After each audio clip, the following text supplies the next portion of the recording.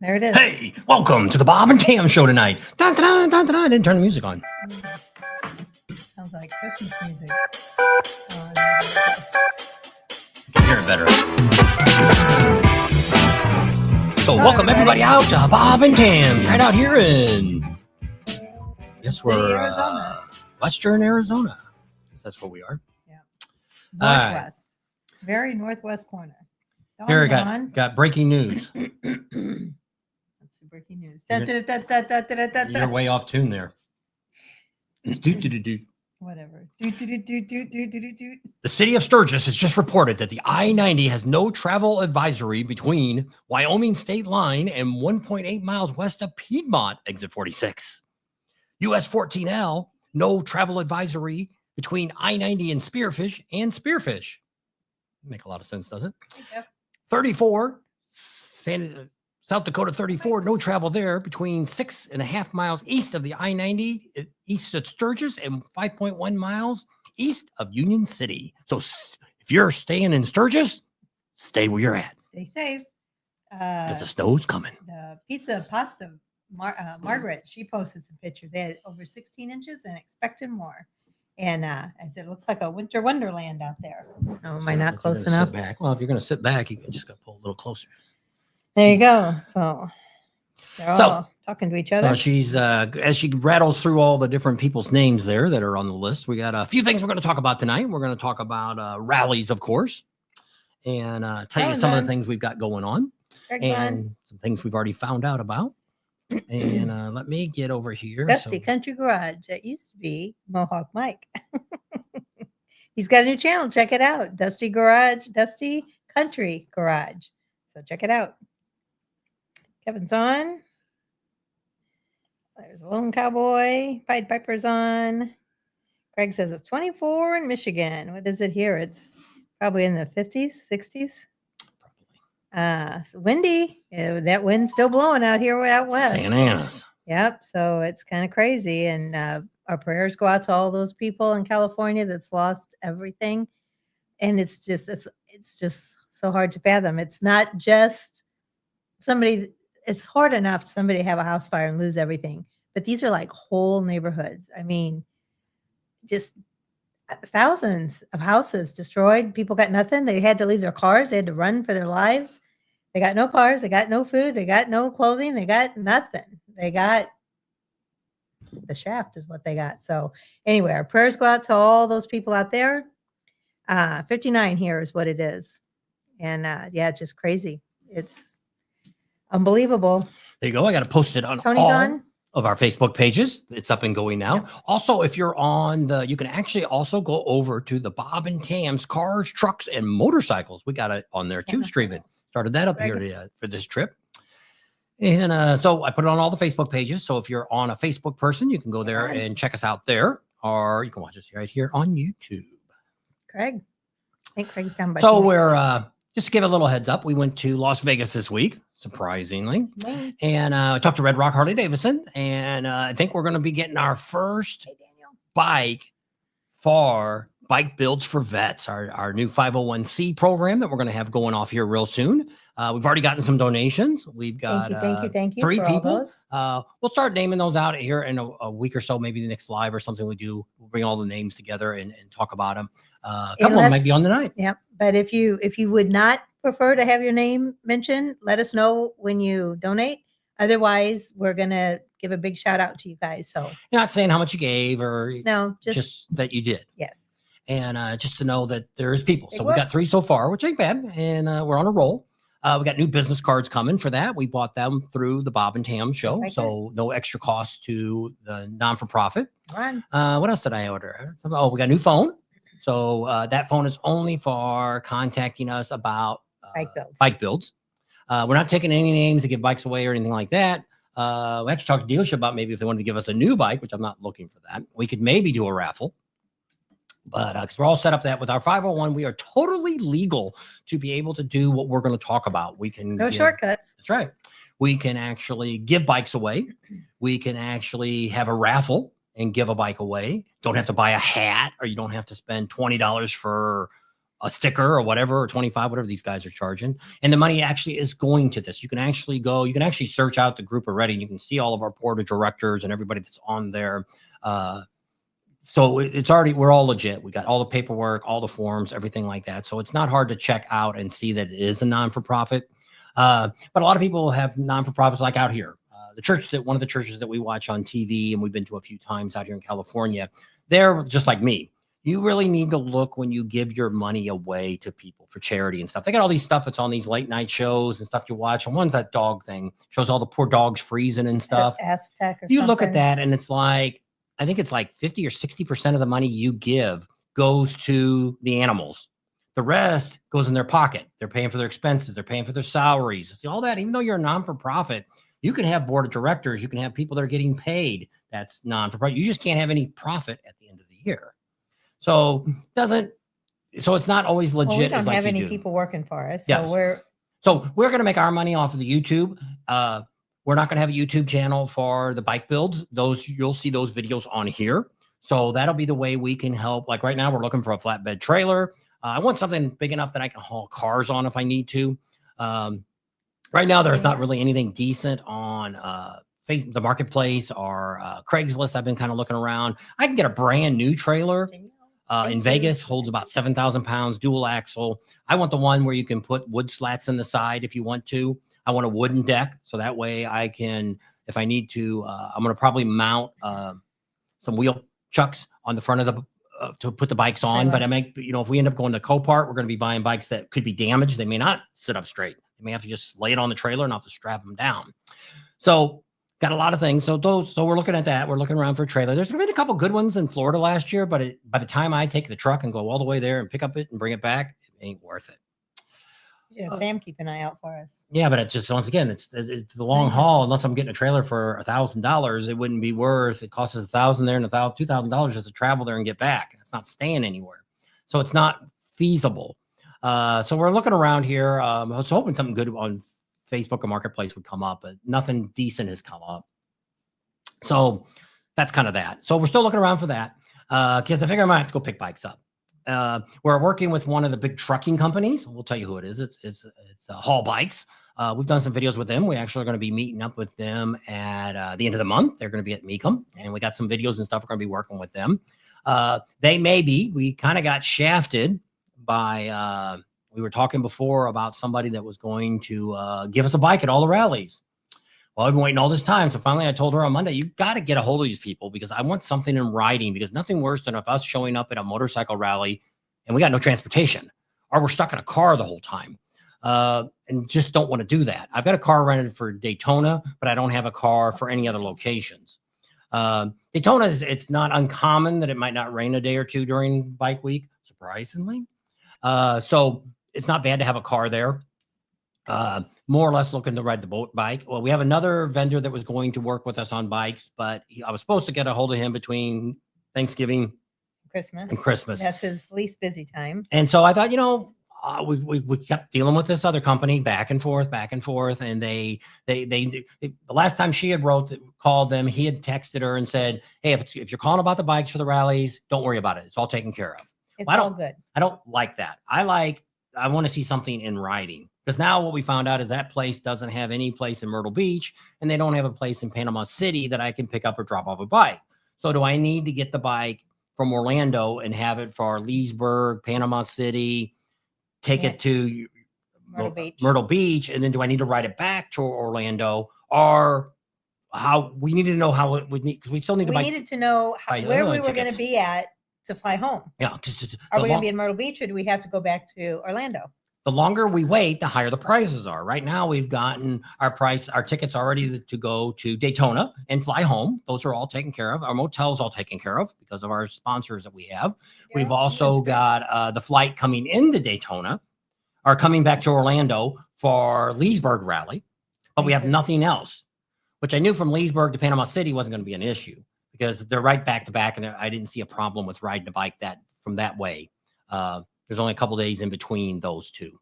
So she got a hold of them. Finally, she got a hold of them on Tuesday this week. Well, I called Monday, no answer, no response. I called Tuesday right at 9 o'clock as soon as they opened. I called at 8:59, and he answered. And I just said, hey, I said, this is Tam. I don't want to bother you. I know you guys are busy, but I said, all we need to know is where we're going to drop the bike off after Myrtle Beach, because he kept telling me everything's good. Everything's fine. Everything's good. Everything's fine. And he said, well, we had our little meeting and talked about it, watched your channel, and it's going to cost us $8,000 to have you guys do all of this. And the verdict was no, thumbs down. We're not going to be able to give you any bikes. So that was very this is nice since of October. them. Yeah. In Well, we October, actually, we good, talked to them in Sturgis this year, 2024.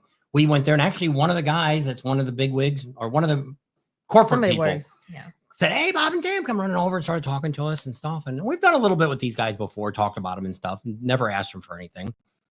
And so I went over there, and he was telling the other people that were there, and one of the people were the marketing girl and a couple other people, and was telling them what we do and things like that. And I said, oh, by the way, we're looking for a sponsor to help maybe have supplies with a motorcycle for next year to do some of the rallies. And they're like, well, you need to talk to so-and-so, and you guys can come up. Can you guys come up to LA and come to the corporate office and talk to us and all that? And we're like, sure, I got no problem with that. Because we go visit daughter. I said, we could probably do it around, I don't know what we did. I think it was October when we went. And then they said, okay, yeah, that'll work out. So we went there. They gave us a grand tour of the place, talked about it. We sat down, kind of gave them an idea of what we were looking to do. And he said, well, send me the dates and we'll get it all set up for you guys. And he says, if you need just a bike for one day or something, contact us and I can get you a brand new CVO and you can take it out for a couple of days if you want, whatever you want. I said, we're really only interested in what would you want from us? Well, then they told us what they wanted. And it really wasn't that much they were asking for us in response to do videos with them. Mainly just wanted us to talk about our experience, picking it up, how much trouble it was, how it worked out. If a bike did break down, what did it take to call? Just a roundabout of what our experience is. And I'm like, well, that would really be easy. And so that was it. So all along here, she's been like during, I think it was before, right after Thanksgiving or something, she had texted him and he didn't reply then. She called, no answer. And so time went by and I thought, well, let's just wait till right after Christmas. And so she called the other day, still no answer, never called us back, left a word. I think that's when he wrote and said, if this is about the bikes, it's all good. Don't worry about it. It's all taken care of. I'm like, okay, we just need to know some dates. So then I emailed him and said, we just need to know where we need to get a flight from to get back home. And the longer we wait, the more, still nothing. So and I waited another week. And then that's when I started calling. And then that's when they finally said. So here's our plan right now, which they haven't got back to me yet, but I'd already talked to Hall Bikes a while back. And probably right after Sturgis. Yeah, probably. And said something to them about maybe having my bike. Well, first I did is I sent an estimate to see what it was going to cost to haul my bike to Florida. Which really isn't too bad. It's $968. I'm taking it to Leesburg, dropping it off at the dealership there. They said they would hold my bike for me. I'm like, okay, that's not bad. So $2,000 round trip. So I'm like, that's not too awful bad, but we don't definitely have the money right now with our sponsorships. We have enough to pay for our hotels and our airfare. We don't have enough to pay for my bike to get there. So when I sent it back in whatever, after Sturgis, I sent them with a price. Well, I ended up writing the lady that we talked to at the company. Because last year we did a video there during the Mecum auction, and the CEO was, the next day we came in and they said the CEO just loves what you guys did. And I said, actually, it kind of sucked because they had a backdrop like this behind us, but when they stood up, the lights were so bright in their face, you couldn't, it was just really bad. But I mean, the lights were behind them. I guess they were shining on him. And I said, it wasn't what I would have liked to have done. But once again, when we're doing this kind of stuff, we're like vloggers, you got to take what you can get. It's not like something I could set up here. This is the backdrop here. This isn't even a garage that you're looking at. That's a green screen behind us. So I set all this up. We got lights on the side, lighting up the backdrop. I got to arrange everything so it looks right. So you think we're actually in this room, but we're not. Like the guy in the back waiting to get in the door. We've used this backdrop before, and or this scene. That's what somebody had said. Finally, they said, "You ever gonna let that guy in the door?" What guy? And I'm like, "That's a shadow." I guess there is a guy back there. We never really noticed it, but no, this ain't our garage, and we are in our garage. We are. We're in the bar, but it's just not really a good place to set this up. Probably I should go long ways, but we're going sideways, so it's only a single car garage. But it does look like this. It's painted, but mine's opposite. Mine's orange on the bottom. And then I thought, oh, the green screen's up. That's kind of like Adam Amsel. He just painted his like this, kind of like that. He painted his little section there. Did a really nice job. So they ended up, so we're waiting now for haul bikes. So let me back my story back up. So back in September or whatever it was, I rode haul bikes. I talked to there was two people that we met, and they were like, one of the people were the people that are in charge of keeping track of where all the bikes are at all over the world. Where they go. So we had her phone number. If somebody had gotten a bike from Haul Bikes and didn't know why it wasn't showing up, you can call us. We could call them, and they'd call you. And then the other lady was like, she was like underneath the CEO. And so we got her email again. I wrote her, and she said, "Don't worry about it. I'll comp your bike." And so that was getting it to Daytona or to Leesburg, I guess it was originally, because we thought with the other guy, we thought we could get it, which he still might give it to us. We just haven't got a hold of him yet. And I have nothing bad to say about him, but it's kind of my fault because we didn't call soon enough. So I'm hoping they sent me the estimates. So I'm hoping she'll contact me next week and say, yeah, that's a go. You're good to go. There you go. So it's plenty of time to get the bike. And that's why I said I'd even ride it over to Vegas when we go to Mecum, and we could drop it off there, because they said they like about 25 to 28 days for transportation. And so I'm just not hauling one bike across country. Yeah. So I'm not a problem with that. So, because probably after the Mecum show, they probably ain't going to have a problem getting my bike back to Florida. Getting it from Mecum or getting them from Myrtle Beach back home, which isn't the end of the world. We just got to have it back in time for Sturgis. And so that's another thing, but should have plenty of time for that. So there's a dilemma. The trailer to Sturgis. We could just have them drop it off in Sturgis. Yeah, I guess they could, but it wouldn't be. They won't get there when we get there in June. Mm-hmm. So there's our dilemma for that right now. So we're going to see how that all works out. And so they throw us under the bus. On to plan B. Yeah. So they threw us under the bus, and it didn't surprise me. I was actually really shocked when they said that it was going to be no problem. I know they've worked with other YouTubers. We're not the super big YouTubers. We're at like 28,500 or something subscribers now. So it's like, I don't know. I don't know what their issue was, but it isn't going to cost them $8,000. But what they look at is those are sales that they would lose on renting a bike. So if we had to pick it up from Teddy Morris down there, it's $2,000 to rent the bike for a week. That's what they figured. They'd lose $2,000 on a rental. Maybe they would. Maybe they wouldn't. Don't know. That depends if somebody else would rent it for the full 10 days. Don't know.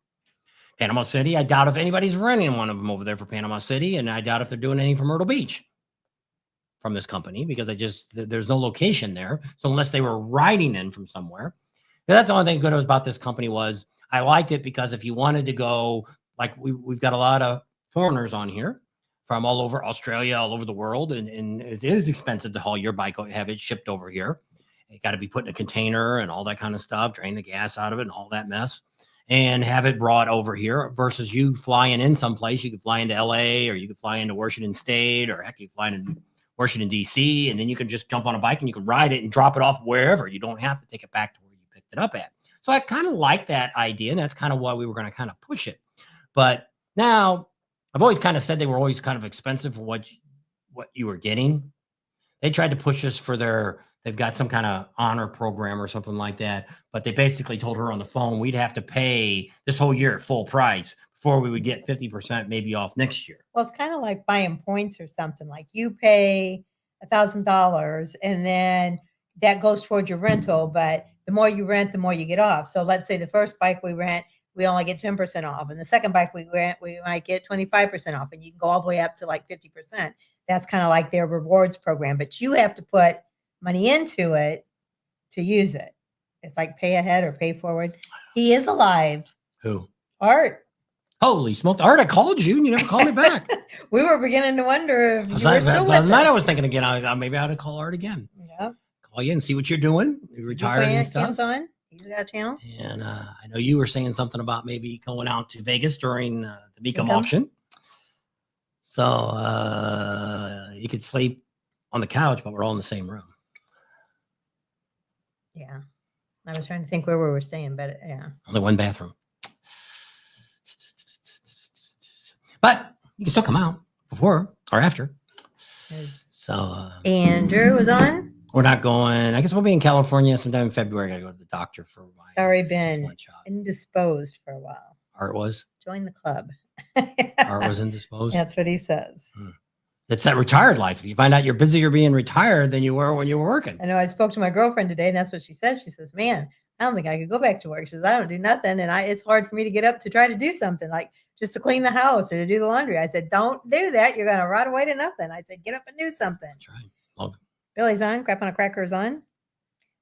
Sounds like the shell game, basically. Yeah, it's. I don't know. It doesn't surprise me, but it does, just for the fact. Well, because he kept saying, "Don't worry about it." Because we kept calling, and I'm like I say, I'm not going to call you 4 or 5 times a day. I'm going to call you once a week. I might email you, but I'm not going to like bug the crap out of you. I don't play that game. And sometimes I'll do that. Like people say, hey, check out this campground for me. Would you check it out? 3 times. 3rd time, you call us. We're not going to call you back no more. Which it is. Somebody, I don't remember who it is. One of our regular watchers. I don't know if it's Daryl or what it is. No, I think it was Tony, not Tony Huffman, Tony. Somebody had asked, why don't you go by all the campgrounds in Sturgis next year and get something from all of them? We do that. But probably 75% of them, one, they don't open before the rally starts. That's our first problem that we run into, that there's nobody there. So we just kind of drive through. Or maybe we caught like a couple years ago. What's the one that was up on the hill there down by Eel's Nest? No, not that one. The one you're going towards Full Throttle. It was on the right there. We went up that road and there was a couple of people there and we talked to them. Yeah, Creekside or something like that. No, I don't think it was that. Was it up on a hill? I was thinking maybe it was the Iron Horse.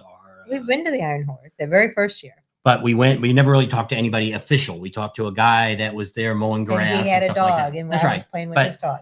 That was the Iron Horse. But he wasn't an official person that spoke on the campground. He just was one of the workers that they hire, and he goes there cutting the grass and doing things like that. Which was very nice, gave us some information, but I'm not sure if he went on camera or not. Hey, John? I think he might have just talked to us. But that's the problem we run into before the rally, that there's nobody there. You know, we pull up. It's like Hog Heaven. We've been to Hog Heaven twice. And the first time we went there, she said, the girl, basket case, and she said, and things were just going crazy. And she just said, is there any chance you guys, I'm just a mess. Can you come back in 3 days? And we're like, sure. So we came back in 3 days. And I think she gave us another excuse. No, we knocked and knocked and knocked, and she never came to the door. So we left a card on there, left the thing on the voicemail. When you get ready, you call us and we'll be back.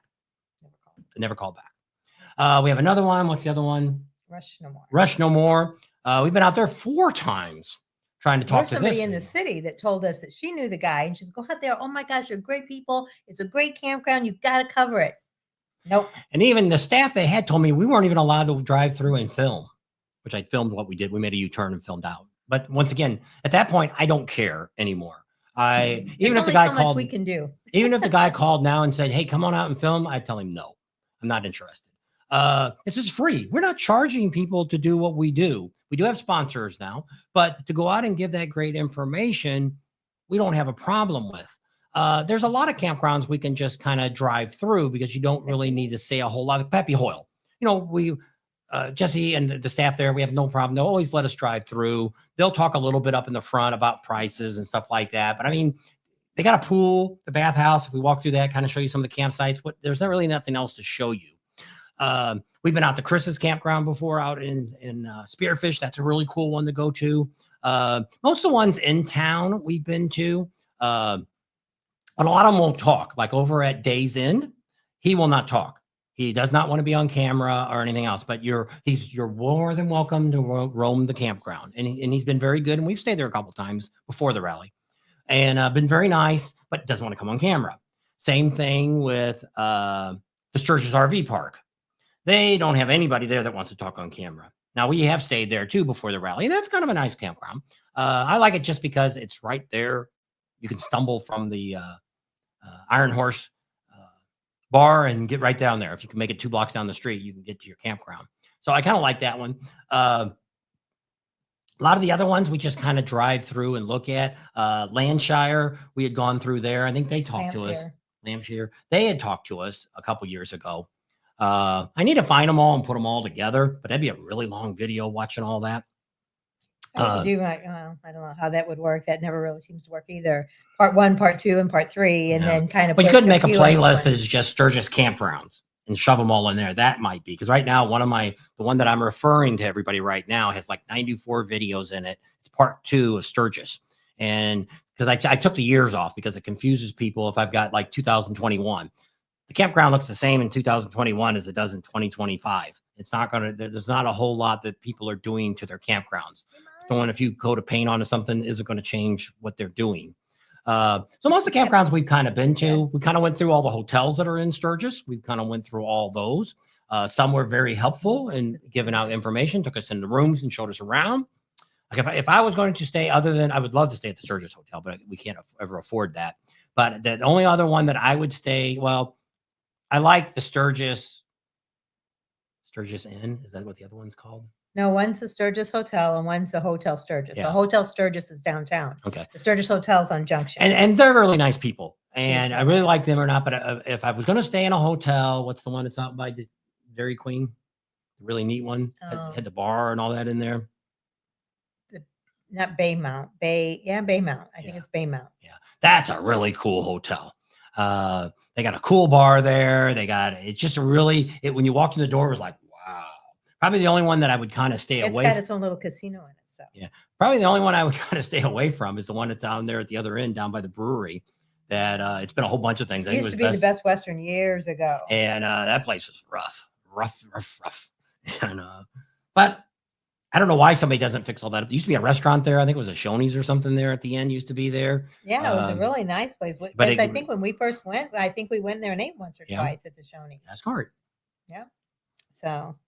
ZZ said inauguration in 8 days and Daytona in 54. You know what? Dave just said it was in 42 days. It depends on when you're going to get there. I guess. I don't know. Neil's got no power. Days till Daytona. Daytona Bike Week. How many days? No, it's to the 500. GK, right. How many days to Daytona Bike Week? I want a number. I don't want you to tell me. Stupid thing. 10 days it is, it says. We better get going. Stupid Google. Grab on it starts February 28th. How many days till February 28th? Countdown to Daytona Bike Week. 47 days. 47 days. Ooh, chicken. Okay, my phone looks like it's see-through because of the green screen. Oh. If I got to turn it just right, you can see the background on it. To Sturgis, I think it's like days till the Sturgis rally. If all my flooding rain with snow, I'd have 4 to 5. I don't want to tell you nothing anymore. How many days to August 1st? And setting it to the house in town. 201 days to Sturgis. Countdown to Sturgis. 201 days. Almost here. There before you know it. Yeah. Poor Neil. Neil, if it weren't for bad luck, you'd have no luck at all. Some tree fell on the neighbor's house and took down the power line, so it's freezing cold and he's got no heat, no electric. That's why you need a wood burner or you need oil heat. He said he's going to go get the generator and head to town. Hooking up the generator, set it to the house in town. They made our reservations a couple months ago for spearfish. Lone Cowboy did. There you go. So we're going to talk a little bit about rallies. Corrected, ZZ says. We had already talked to David. Leesburg Bikefest. What's that lady's name? Who's in charge now? Maggie. Very excellent lady. She already told us we got our VIP passes already. She called her the other day. And just want to make sure. I was looking for something and it said, don't forget your media passes. And I thought, I'll just sign it up. And I barely hit send. And she texted back. She says, don't worry, you got your stuff. So they got some cool bands already set up. They've got Fuel. They're going to be playing on Saturday night. This is all downtown, right? Yeah, that's all downtown. Because Gator's got a bunch of bands too. Yep. They have Lit. They have, is that Dirty Honey? Yeah, Dirty Honey. And Jasmine Kane. I think she's going to be on the first night, Wednesday night. And then on Sunday, they're going to have Marshall Tucker Band. That'd be pretty good. I've never seen Marshall Tucker. No, I don't think we have. So that's pretty exciting. So that's April 25th to the 27th. If you ever watch the Monkey Man, professional monkey. That's it. He really likes Leesburg. That's kind of like, I think that's one of his, he might even like that better than he likes Daytona. He always talks about how it is. And it is for a small rally in a small town. Leesburg is one you should definitely put on your list to check out, just for the fact that it's people are in good. It's kind of, to me, it's got a lot, it feels like the same kind of group of people that would come to Sturgis or Bikes, Blues, and Barbecue. People that are more down to earth, people that aren't trying to, cause problems and stuff like that. There's always a drunk in the world that could be, that could happen anywhere. But I mean, I've never seen anybody get thrown out of any of the bars or anything like that. I've never really seen anybody that bad in Leesburg. Sturgis, same thing too. I've never really seen anybody get thrown out of a bar either in Sturgis, or even a fight.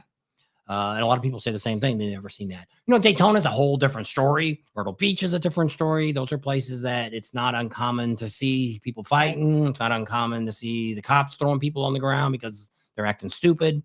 So, and the Leesburg police are really excellent police. They're not out there to hassle you. They're there to keep their town safe. If you're stupid, it's like just saying like Ormond Beach, Sturgis. People pick on the police at Sturgis. We see them. And we're out there and we talk to them all the time and stuff like that. And now you have to look at, when you go to Sturgis and you go to a lot of these rallies, you got to look at, besides having, like in Leesburg, besides having the local police, you have county and you also have the state police. Now, the state police, we don't even talk to any of them in any of the states that we go to, other than maybe saying hi or something to them or take a picture with them or something like that. We don't really chat with them and to ask them how things are, because usually the commander or whoever's supposed to talk isn't nowhere around to be able to talk to you at a rally. So we don't really get any output from that.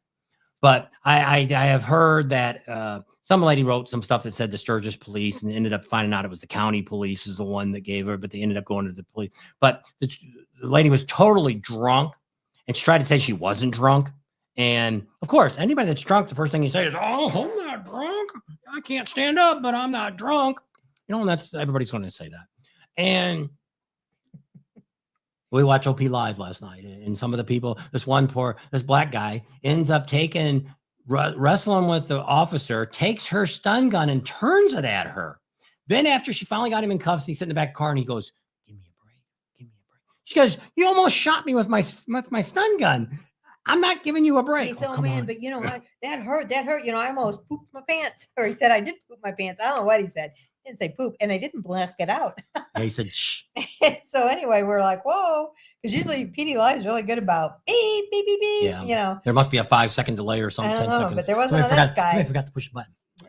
And but anyway, it was real funny. He kept saying, come on, man, give me a break, Because she was a black officer. So I guess he thought, because he was black guy, that she should give him the brotherly love or something. And she's like, nope, slam the door on him. But I mean, it's stupid. And then we had another one. If anybody watched, it was really good. It was a high-speed police chase. It wasn't last night. It was one they recorded. This guy got up to over 113 miles an hour in a BMW. He ended up stopping at the state prison.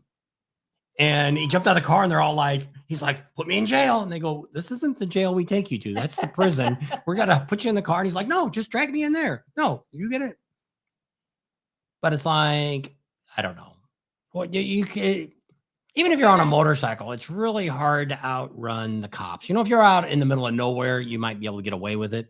But in these cities and stuff, they got helicopters, they got lots of other cars, and and you don't know if they got your license plate number. If they got that, they're going to find you somewhere down the road. And I don't know. I don't know why people run. And if you're guilty, it's like one time there was the one that the kid had a misdemeanor warrant out, and he ended up doing a high-speed chase. And then he ended up getting, he fought with them a little bit. So he got it for resisting arrest, and something else they got him for. And they said, "You now got a felony. Those are going to turn into felonies now. And you only had a misdemeanor. You should have just pulled over. We would have probably just gave you a citation to say that you got to get to court. And if you don't come next time, it's going to become, I think if there's a warrant out for their arrest, they have to arrest them. They don't have to always arrest. They call sometimes that's what they do. They call the police station or the county that they're from. Like, let's say they're here in Arizona and the warrant's for Georgia. Well, Georgia has to come get them then. So Georgia will just say, no, we'll wait for him to show back up in our town. Well, some of them, it's like, just like they're like, why did you run, man? What are you running from? And they're like, man, I don't have my driver's license on me. Well, what's the big deal? They're like, you got a warrant out for your arrest? No. Have you ever been arrested for? No. You got any illegal substances in the car? No. I didn't have my driver's license on me. It's like, and last night they were searching the guy and they found cocaine underneath his nuts. And so the cop at the end, he was telling you what he did and all that. What He happened? says, I found his drugs, and he's like, instead of saying scrotum or something like that, he goes under his balls. and he I was like, he's hey, lost Danny. for words. Yep. We searched the suspect and we found fentanyl and cocaine under his balls. It's like it took you a minute. Like, should I say it or not? So another announcement that if you haven't seen yet is the homecoming that's going to be for Harley-Davidson. It's Milwaukee. July 10th through the 13th of this year. They're going to have Chris Stapleton, which I can't really believe, and then Hank Williams Jr., two really good bands there going on. So you may see, I was almost going to call the Chip the other day. And, sometimes like that, just like that, there's an odds that they might have one of those two guys, or they might even have Marshall Tucker. Because what ends up happening is a lot of these bands are the ones that you're able to book and they're able to come out to motorcycle rallies. And so if let's say in a month from now, they go, big band announcement coming from the Buffalo Chip. Stay tuned. It'll be out on Friday. So Friday at 5 o'clock in the morning, it comes up on the internet. And who is it? It's Chris Stapleton. Surprise. They already announced the same thing happened to who did they have last year? Was it last year that they had? Jelly Roll. Jelly Roll played there and then turned around and came the next weekend and played at the Buffalo Chip. So it is Chris Stapleton's going to be? No. Oh, I'm just saying. Oh, if it would do that. Yes. Yeah, it wouldn't surprise us. And so right now that's the only announcement for those two to be playing at the homecoming. They've now put the homecoming back to the weekend that they're going to have it at, which is actually a couple weeks now before Sturgis. So it's like on the second weekend of it, and then the rally will start the last week. The pre-rally starts the last weekend of Sturgis. So there ain't nothing wrong with the radio. Yeah. So that's pretty big announcements. I had a couple people wrote me back and said, thanks for letting me know. I'm going to buy tickets to go there. So that's what I'm just saying is if I was the Buffalo Chip, I understand why they do what they do because they want to keep raising the prices on the tickets and stuff. But I would rather be the place just like Gator or Leesburg just did. They announced all their bands at the same time. It was a week ago. And that's the way to do it. I wouldn't mess around putting one band after another band after another band. And it was different when you had a lot of really great bands that were coming out to rallies. And the problem now is all kind of different. And we tell you now about that. The problem that comes into it is Live Nation, which also owns Ticketmaster now. They sign contracts with the artists. So what ends up happening is they want a cut of the tickets. They want to sell the tickets. So it's like over here. We even have that over some of the concerts we have over here in Laughlin. You're actually buying them from Ticketmaster. And we're like, no, we're coming to the casino to buy it. No, you got to go through them, pay their fees and all that. So they're getting 30, 50, $80 a ticket, depending on who the artist is. And so that's why, because places like the Buffalo Chip and people like, Homecoming did have Live Nation did their ticket sales last year. 2 years ago. When we went. I know they weren't real happy with Live Nation. They were doing some funny things. So I don't know if they had them last year or they did it this year. Anybody went to Milwaukee last year, and if your tickets were from Live Nation, don't know, didn't go. But back to concerts. They didn't back it up as far back as they said they were. They said they were going to do it like the end of June, beginning of July, and now it's the middle of July, so it's only still a couple weeks away from Sturgis. So here we are. Some other events that have been popping up is, of course, my favorite, which I don't know if we're going to have my bike ready to go by that time or not, is Chopper Time down in Daytona. It's going to be on March 6th at Tropical Tattoos. Willie's. Yep, Willie's Tropical Tattoo Shop. It's got the Chopper Time, one of the best shows ever. It's just really great. All the money, every single penny that's spent there goes to the veterans organization in town. He even buys the beer out of it because he kept telling me he cost him like $30,000 to do it. And I'm like, why do you spend so much? He buys all the beer and the food and all that stuff. And so anything that sells, though, all that money goes to the vets. Yeah. So it's like, wow, Willie, you're really a nice guy. Right.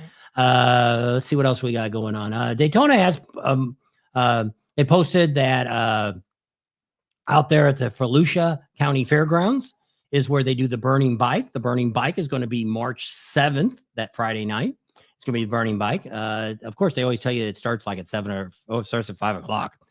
There has been years it's been after midnight before they finally get the bike going.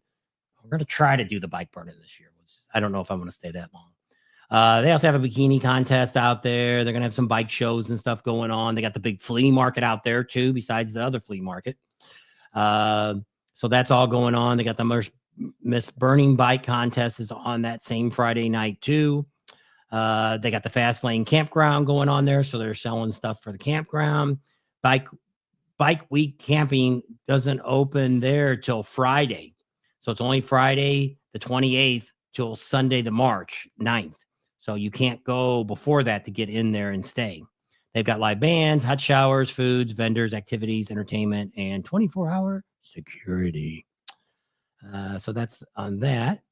They don't have any bands or anything. I don't think they have any big name bands or anything there. Yeah, I think they're all local. I don't think I have anything else. I want to say shout out to Jamie. He sent us some of those band information. I think the Milwaukee one Bob already knew about, but we didn't know the Leesburg one had posted, and then we got it and posted on our Facebook page. But thank you, Jamie. And of course, everybody knows Full Throttle's already got Tesla. They've already got set up for that for their Monday night, August 4th. So they should have some bigger names come as they get closer. But I mean, they do a lot of the same bands too. And then also Buffalo Chips announcement. I'm just trying to. The band is Five Finger Fist, I think is what they go by. They're going to be there. Their band, is that a Monday night? I think it was. It's been a long time ago when I posted that. I don't even see it. Buffalo Chip Sturgis concerts. And 2020, it's 2024 lineup. I don't want that. Industry of Motorcycle Parts, like Tecto Ibero. So I'm not sure, Daniel. I'm sorry. I'm trying to brush up on my Spanish, but so I guess they're going to have an Industry of Motorcycle Parts at Eco de Ibero. So I'm assuming that's over in Spain. And then he had another big long one up at the top, but I didn't get that one all in either. Buffalo Chip needs to fix their page here. It's still got crap from last year on it. A lot of them do. Well, Panama City. You look up Panama City. It's got the right dates for 2025, but it doesn't have any information about 2025. It's all 2024. And I think it was like that last year up until like a week or two before the rally. We'll have to call Chris and talk to him. I don't know. Whatever. They got, I think it's 5. I don't know what night. Somebody else can say what nights they're. CZ wants to know if we have any recommendations for campgrounds in Daytona for tenting.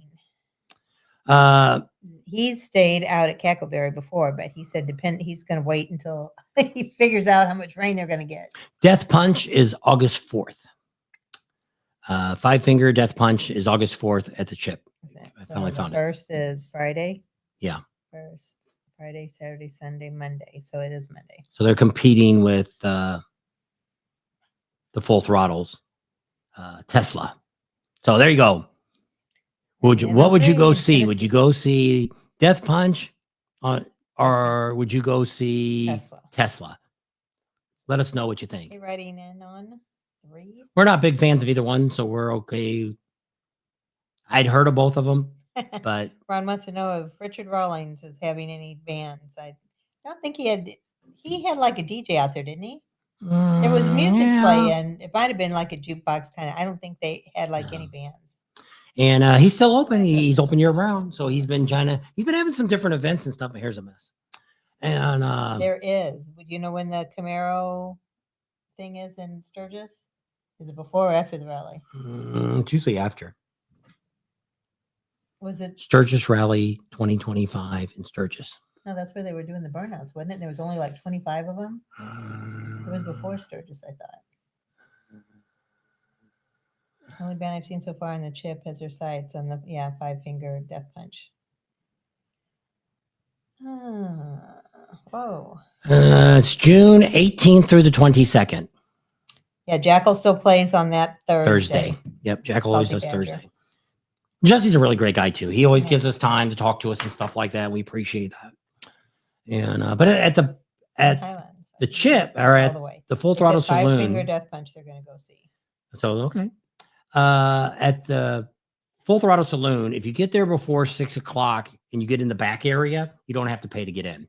We were there last year, and they stamp you on the way out, and you can go back and forth from the front bar back, but you have to be in that back bar before they put the tables up.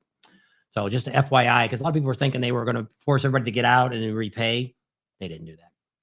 So that was last year. But I think what they do is if you pay to get in, they give you a wristband. So if you leave, you have to have that wristband. No, I believe they were stamping people on the way out. I don't know. So you could get stamped. Last year they were, because I was watching them. Because we were there that one evening. We might even get Michael Ballard might talk to us this year. I think he would have talked to me last year, and I didn't. So many years he always told me, he blew me off. He just says, I don't do cameras. So you had a TV show. He'll talk to us, but he won't go on camera. Yeah. And so he usually gets a girl to talk. Well, last year he came up to me and talked to me for a long time. And he also, I won't tell you his secret, but his phone even rang and he just hung up. And he stood there and talked to me and he said, oh yeah, I've been watching some of your videos, because we had a lot of Full Throttle last year, and we had a lot of the Gas Monkey Garage. And so those were really good. A lot of viewers want to watch what's going on there. We'll do a little bit more of the Buffalo Chip this year. We try not to. The year before we were out actually at the Buffalo Chip the whole time. So we try to give you a variety of stuff because we don't want to, if you've been watching our channel, you don't want to see the same thing every year.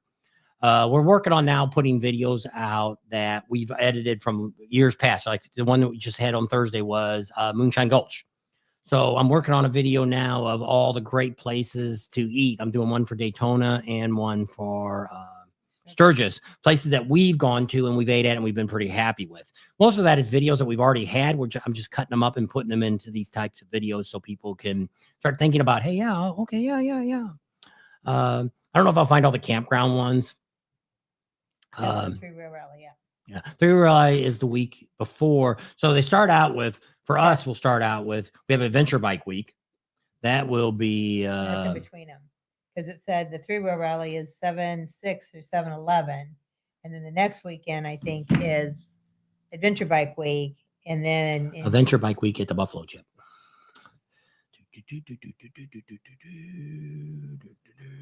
That's last year. I hate these. You say 2025. People need to update stuff. Adventure Bike Week 2025. They'll give me all of them. Let's say Buffalo Chip. June 27th through the 29th. Now that's one that's up in UK. The desert one. Arizona, Daytona. What? Sturgis Adventure Biker Week 2025 at the Buffalo Chip. Oh, here it is. July 17th through the 20th. So this, the three-wheel rally is this July 6th through the 11th. And so then that one starts on the 17th. And then they also have... Pat's. Did you put Pat's on there? Pat. Daytona Dave is the one that told us. Pat's Kitchen in Daytona. I haven't done any of that video yet. I'm just getting all the footage together. Dave's Crazy Trailer says, don't forget Pat's. I know. That's a good place to eat. We ate there. Very big. I think we ate there twice last year. Yep. Well, it's hard. What's bad about Daytona is breakfast. If you get up really super early, if you're one of these people that get up at 6 or 7 o'clock in the morning, you're pretty good at finding breakfast. But if you're from 8 to 10, forget it. You're going to be waiting an hour almost any place you go. There's another good place to eat is, what's the other one down at the other end of the strip? Beaver? It has a good bread. Steve's Diner. Steve's Diner. It's another really cool place to eat. Oh my gosh, but split it. Yeah, they have a lot of food. Did you get the French toast? And I don't know what I got. And it was like, or maybe we both got French toast, but it had to be 8 pieces of bread. It was that thick bread too. It's the one I think they give you when you come for breakfast. Yeah. It was good, but man, it was way too much to eat. And now, especially now, neither one of us have been eating very much. And it's like, we probably couldn't even eat a quarter of that between us. Probably not. So that's some of the exciting things that are going on in the motorcycle community. We're waiting. We're going to make some phone calls next week because typically the knuckle he told us last year that he usually has his bands all booked by the 1st of January. So I kind of went to his site and he still had 2024 up. Or didn't have any of the events. He had Christmas, and that was the last thing they had going on. The Iron Horse had mentioned one band that they had, which I was kind of shocked that they had put a band out for Sturgis and they hadn't put nothing out for Daytona. Yeah. That doesn't surprise me. Iron Horse in Sturgis. And temporarily closed.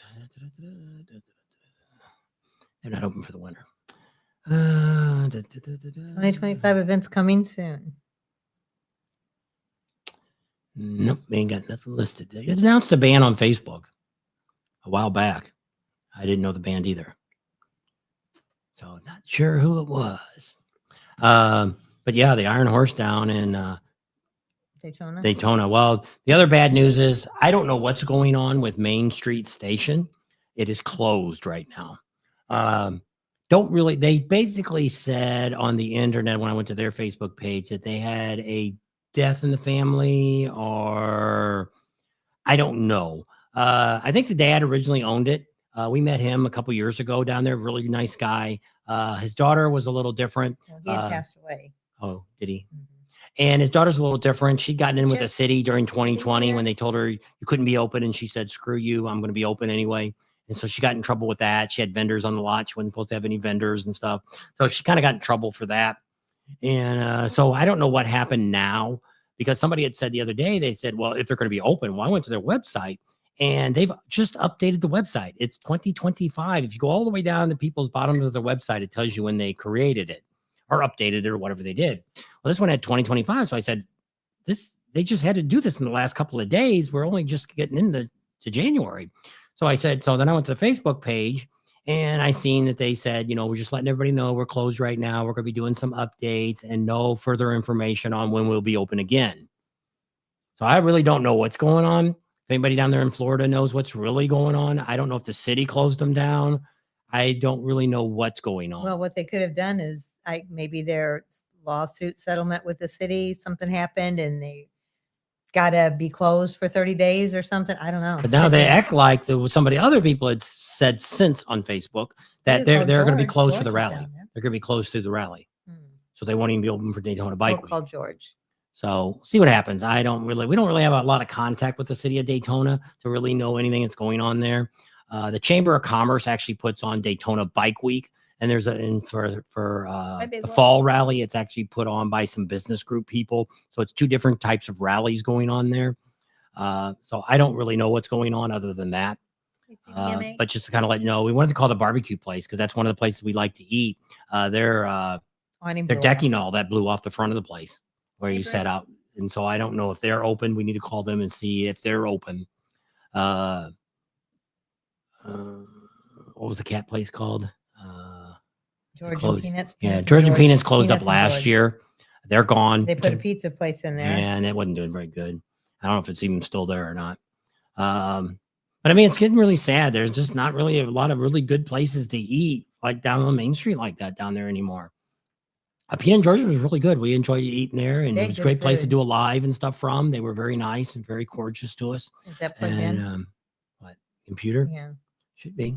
Oh, it just did a weird wave thing. Look at the power. Where's the power? No, it says it's charging. All right. Did you see that fine internet? We've been having some fine internet problems today.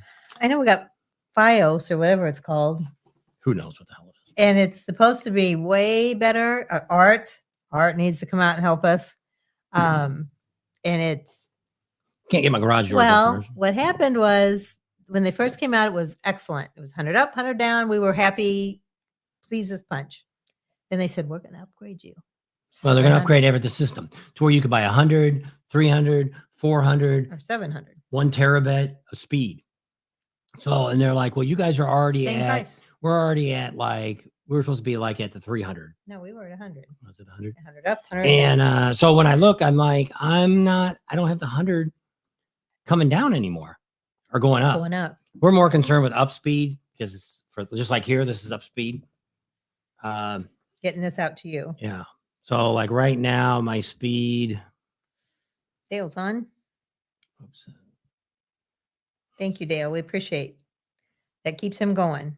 Dale says he wants to thank us for all you do, keeping us informed. Hi, Bob and Tam. I got on late. I just got home. Hey, Glenn. Hope you're both doing well. We are, Dave. We are, Greg. Yeah. So right now, it's not even showing the 5 gig here. 5G. Yeah, the 2G. You know what G stands for? Remember? Do you remember the trivia question the other day on the radio? Mm-hmm. One of the trivia questions says, what does the G stand for in 5G? And they said gigabytes and I don't know. They said all kinds of stuff. It stands for generation, 5th generation. It made sense after they said it. It did because that's how it keeps growing. There's no Uncle Louie's. I didn't hear that. No, Uncle Louie's is still there. He's closed up a couple of them, but the one on Main Street's still open. Yeah, I think, didn't he open one in Rapid City? Yeah. He closed the one in Spearfish last year, and then I think he closed Uncle the one Louie's in Sundance. Diner in Sturgis. Yeah, because he's got a Facebook page and he puts stuff up. He's closed right now because he's only open certain hours. He opens up Monday at 8 or Sunday. He's open from 8 to 1. Right now, he's only open for every day of the week. He's open from 8 a.m. to 1 p.m. for the Main Street one. Yeah, they're not open in the evening. Yeah, which I understand that. I thought he had a website, but I guess he doesn't. Yeah, I did. I saw some of those pictures of Sturgis. It's beautiful out there right now. Love the garage and the orange trim. Thank you, Bruce. He wasn't on earlier. Rowan says, yep, great information. There's Skippy, our friend Skippy. How are you doing? You made it tonight. I never get notifications. How are you guys doing? What you need to do is ring the bell and then wait a day and then hit the bell again. Sometimes it does that. I don't know why. People we used to watch, every once in a while we'll be talking. I'm like, whatever happened to them? Do they still have a YouTube channel? And lo and behold, they do, but we don't get any notifications for them anymore. I don't know why it does that. Dale, I have friends that ride and send all the info to Bob and Tam. Puts out. There you go. Yeah, but Tony, where do you live? He lives in Georgia. Because he says his son's got a trailer. He's the one that said he thought he found a Jeep for us. Remember? We called and talked to him. Oh, all right. And then I think his cousin died and then his aunt died right after. So hope you're doing all right, Tony. Five Guys. That's a burger place. Very expensive burger place. What do you call a cooler is hot for me? Anchorage gets to 65 to 70 tops. So, but yeah, so we're kind of looking around for a flatbed trailer. That's what it is. That was the other thing. But I'm looking for a wooden one. I want wooden plots in the middle. I don't want the metal one. That way it's easier to drill holes through and stuff like that. Going to Daytona. It was not going to Daytona? Mike's not. Broken Egg and Daytona Beach Shores is a good place for breakfast. Yeah. We've seen that, but it's always very busy. We never got in. We did go to one place down there in, is it Port Orange? No, we went with somebody. They rode a trike. And we went in that restaurant. It was down there on the one, but it was down, or was it on Nova? It didn't really look like a restaurant. It was in a little shopping center there. And I think it must have been before the rally. He drove a trike. Was that Jerry? And then we went in and ate at that place there. I don't even know what name that place was. We went to Flappy Jack's or Happy Jack's. That was when Jeff came down. That was across the river in Port Orange, or not across the river, across the highway. You had to go underneath it, and then it was back over there. When we met Jeff, when he came down that one time, him and his wife. Do you know who I'm talking about? Jeff from Cat House. Oh. Remember? Oh, yeah. It was right where we were staying. Yeah, it was an itty bitty place too, but it was pretty good. That was a Flappy Jack's or something. I said Happy Jack's, Flappy Jack's. It was something Jack's. Mm-hmm. Mike says Daytona, okay, cooler teens in the 40s. 5G fries your brain. Mike says. Skippy said I didn't kneel. They're talking. There's good food in the Black Hills. That's right, Mike. Yes, there is. Chip, the one you did the Black Hills ride, there were demo bikes. Yep. With Chip. He said that Uncle Louie's opened one up in the mall there. Oh. Somebody told us that it might have been Chip that Uncle Louie's opened in Rapid City. I think I seen it on Facebook, but I didn't know it was in the mall. Yes, we are home, Mike. I forgot which state. Arizona. He said Arizona or New Mexico. Wouldn't live in New Mexico. You might as well just go right over to California. Love your setup. It's awesome, Skippy said. About the, what's that saying about the eggs heads came from? I don't know what that means. It said, through the numbers, I have asked for them. You aren't on Facebook. They aren't on Facebook. I don't know who's not. Dale says, Janice, we keep up with them through the winter. Looking forward to Sturgis. They've always done a great job updating us on what's going on. Love to meet them. Well, maybe Dale, if you guys, let me see, where's the thing? Banner. No, is it banners? You can use this email. This is contact us at bobandtams.com, and we give you a phone number. That's why I don't like to do this. Or you could give us a phone number, and it'll come back to us, and we text you back with that phone and say, hey, that's who you got. And so we go through that. Would you do your thing now? I went to go back because I tried to look up banners, and it got me out. Let's use your phone to do that. Because I was going to pull it up like you just did. I'll tell you, this mouse is right here. The mouse is your friend. I got that stupid black screen will come up again. Well, it'll have to come up for a minute then.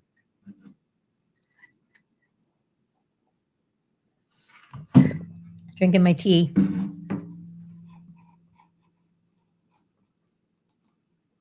No, won't work with the mouse.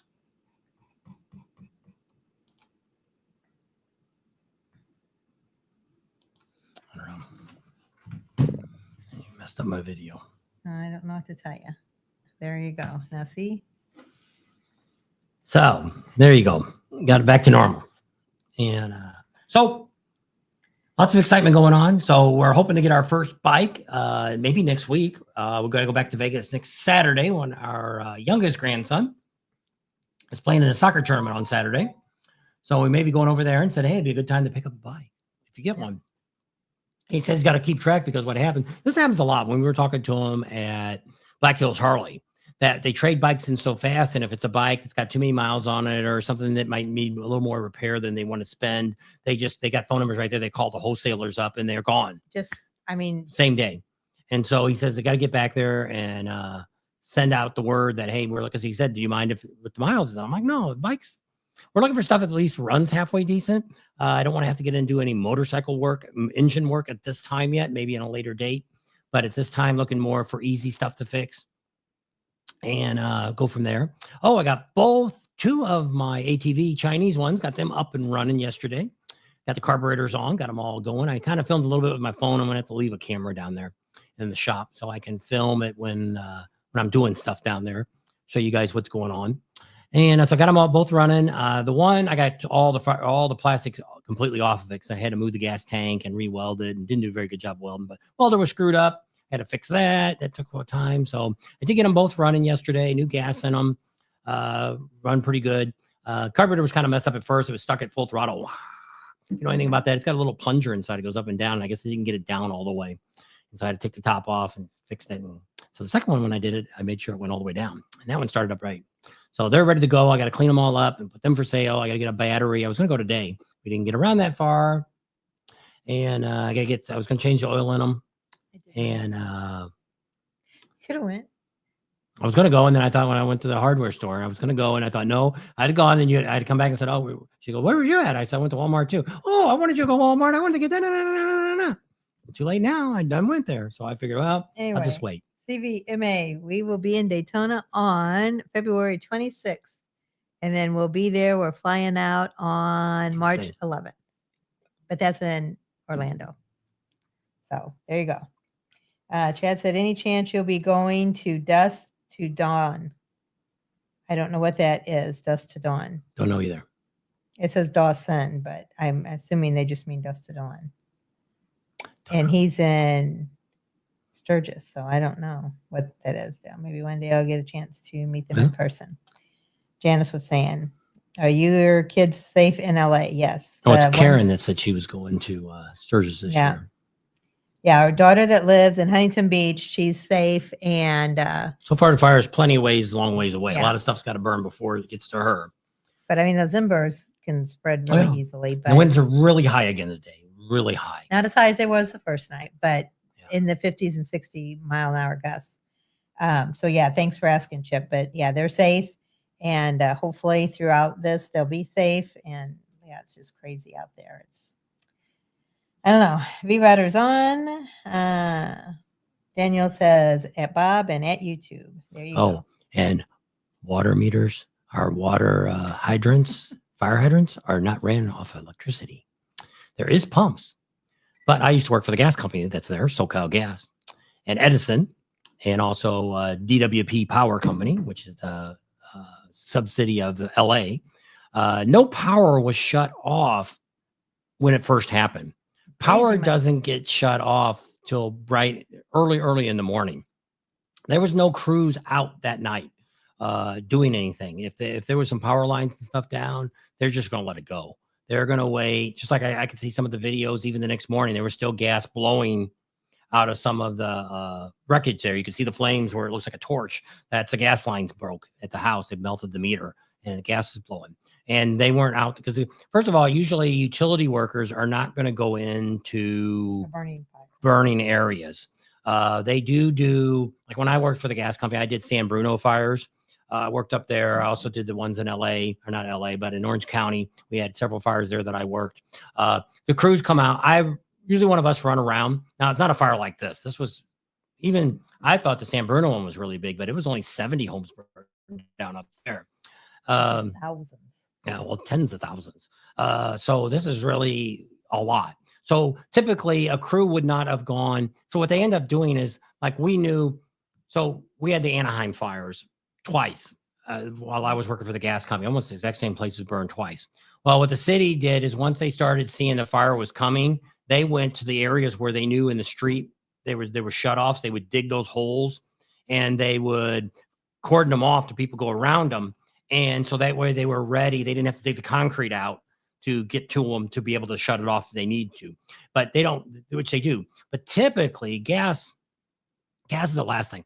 Almost all the people, just like us at the gas company, we have a water company right down the street here. What do they got? What do they got sitting out in front of the water? Big our generator. substation. Yeah, our substation's got a generator sitting there. And what's it run on? Natural gas. It's not running on electricity. So the odds and most of the time like that, isn't going to shut off. I already knew that when the stupid governor tried to turn around and say that it was a power outage, he was full of crap. And if you look, Biden said it too. Yesterday or the day before, they flew over the they call that where all the water's at, reservoir for Palos Verdes. It was completely dry, so there was no water. There was probably enough water in there for normal consumptions, but I say the same thing. We lived in California for 17 years. It's very high. They're up there with New York and Chicago and Illinois with some of the highest taxes that you pay. And they were undermanned, underprepared for anything to happen. They just think everything is just going to go their way. You know, it's with this DEI and all that. And the mayor there, she had no idea. What? Firefighters can't turn off gas, can they? They can turn off a meter, but they can't shut off a main hub. He saw firefighters turning off gas at individual houses. Yes, you can turn off the meters. They could do that, but they can't go out to the street. That's true, Karen. So what happens is that all the mains and stuff are underground. So for a crew, like what I would do is when I was at if I was at a house that had caught on fire and it looked like it was coming close to the meter, I could go and shut the gas off, but then I would call the crew to come out and cut it at the street. Because even though our valves could melt, and then it could blow into the house and make the fire worse. So sometimes it does happen. Sometimes if somebody's garage catches on fire, the gas meter's right there, and it actually fuels it to burn the whole house down. There's nothing you can do. It takes a crew, half an hour to show up, and then they got to dig the hole, and they got to get there, and they got to pinch it, and all that. But typically in a subdivision, like these subdivisions they find the main valve that would shut off the whole subdivision. Yeah, you might shut 1,000 homes off, and 500 of them are still up and going. Like San Bruno was that way. When I went up to San Bruno, I worked for 9 days, and my job, the fire was still going on, but we were turning on gas meters from the people that got their gas shut off at the mains that weren't in the fire zones, but their street, the leg came off. So normally a main shutoff isn't going to be for a street. It's going to be for a whole subdivision. So like where you live, when they built all those homes at one time, like it may be phase 2 and 3 that's burning, but phase 5 and 6 are fine. You'd have to. So if you lived in a subdivision, they've been building it for 10 years. There's one main for that whole subdivision. So if the gas company needs to dig in the street, they dig down, they find the main, they shut it off.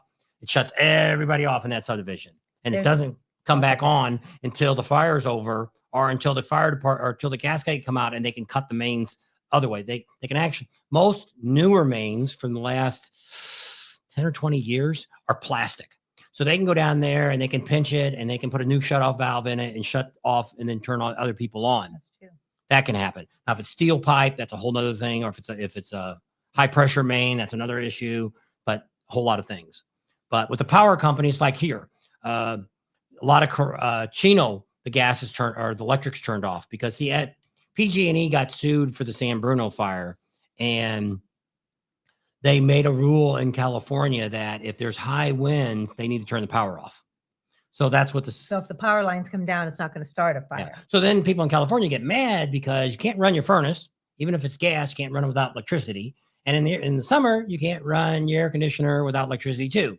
So you're kind of screwed all the way around. And it's always fun because all the rich people always complain so much about them doing that. But you're the stupid people that fought for this and you voted for it, and they passed it. And there you go. Welcome to your world. So California is just a big old mess, and I'm like that too. Well, we noticed that when we moved out to California, it's like they don't get much rain, but when they do, it usually rains pretty good there. But what it does is we call them concrete rivers because they're all concreted, and you watch. It's like, okay, it rained and rained and rained. Here comes the water. There it goes. And it's like 30 to 100. It's like 30 to 100 feet deep. And it's like. And they have these little places. It's got little dirt mounds that some of the water stays in there, and then they pump it up to the reservoir and stuff. And it's like, why would you not have thousands and thousands and thousands, millions of gallons go right out in the ocean? Yeah. And it's that was 2002. We moved out there and noticed that. So this has been going on a long time. Yeah. So I don't know about the little fishy, but there was one of the fire chiefs actually said that they weren't getting, they had their budget cut last year. So there was this and that. And then you got this DEI. You got a bunch of people now that don't really know what the hell they're doing. They don't know how to do the job just because they're a man thinking they're a woman now, or whatever the situation is. They got hired. They didn't get hired based on their experience anymore. So a lot of things are going to happen. And we'll have to wait for this new president to come in and see if he, I don't want him to pull ranks. Hi, Rowan. But something needs to be done. Because it's hopefully nobody's on here is a tree hugger. We actually when we lived in Orange County, California, we had a lady across the street. She was a tree hugger. Couldn't cut any tree down. And if the tree falls down, you got to leave it. Well, what they did was we had where we lived, it was Orange Park Acres. There was a lot of big, huge pine trees. They weren't as big as redwoods, but they were some big trees. And the city came down and they were going to trim them and fix them up. And oh my gosh, she stood in front of the tree. You're not touching this tree. Don't touch this tree. Wasn't even in her yard, but we were at the end of a cul-de-sac, and she was on one side of the street, we were on the other, and it's like they're just going to trim it. Oh, don't touch that tree, don't touch that tree. And so that's the way it's always been. And so you have all this stuff in this. One of the fire chiefs said the other day, one of the areas, it's been 50 years since they've had a fire there. So in some areas, LA County in the forestry, they don't do anything. Now, we used to live in Corona, California, and they did some burns. They would do some stuff and to get rid of this, because it does. California, it gets to where in the spring they get the rain, and then in the summertime that grass is this high. It's 4 or 5 feet high. Well, then it dies. Gets hot and it dies, and this has been going on for years. I remember when we were still living out there. It was 2016 when Trump was running the first time, and he went out there to do some campaigning in California, and there was a wildfire going on. And he was looking around and he says, man, what is your problem? But I think at this time, might have been Brown was still in office. Yeah. And Moonbeam, they used to call him, or something, didn't they? So anyway. He was an old hippie. And Trump said, you need to clean up the forest. You need to clean all that underbrush up. That's just fuel waiting.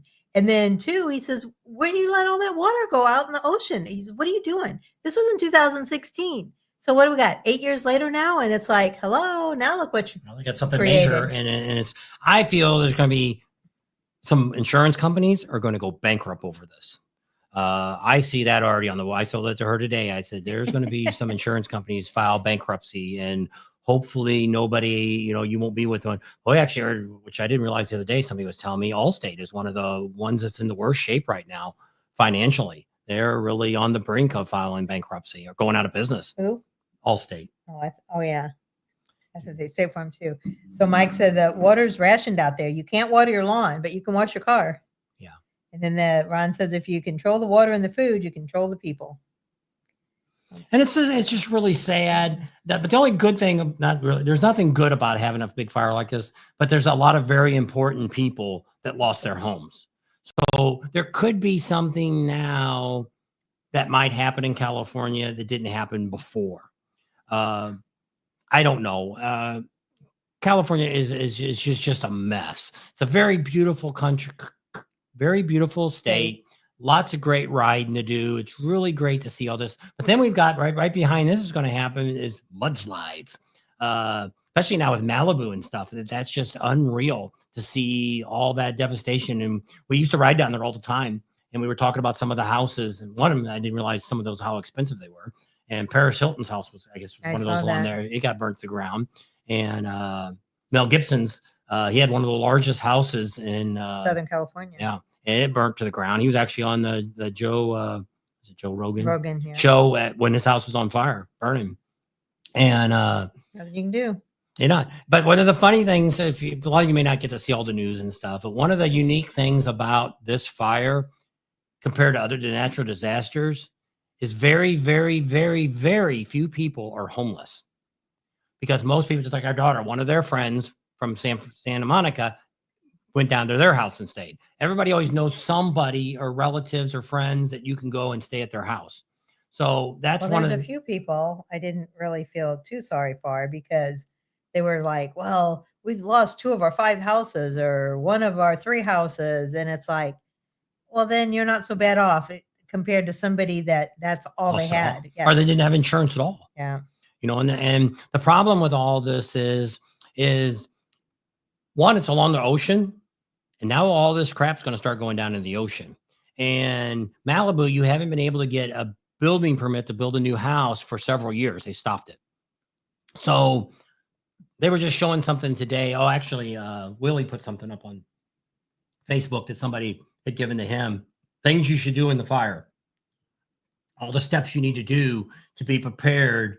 He was the fire chief in Pasadena. South Pasadena. And so what did he say? Well, it was a big, long list of stuff. But I mean, it was stuff that what you need to think about right now is some place to live for the next year to 2 years. You need to look for a long-term lease because whatever it's going to take time. Then you got to get permits to clean it up. And they said the thing you want to go down and do is every time you go to a store, you need to buy something. You tell them, I'm a fire. I've been in the fire. I've lost everything. They said the odds are most places are going to give you some kind of discount. The first thing you need to do, go buy you some good rubber boots, good rubber gloves, and a shovel. So that way you can get over to your property and you can start going through it and kind of see if you can find anything, if anything's salvageable. And people do find stuff. When I was in San Bruno, there were some people that found some stuff, but it was to go through that. I could just imagine when I did San Bruno, because I was in a gas company truck, so I could go anywhere. I could go past the National Guard that had neighborhoods closed and all this.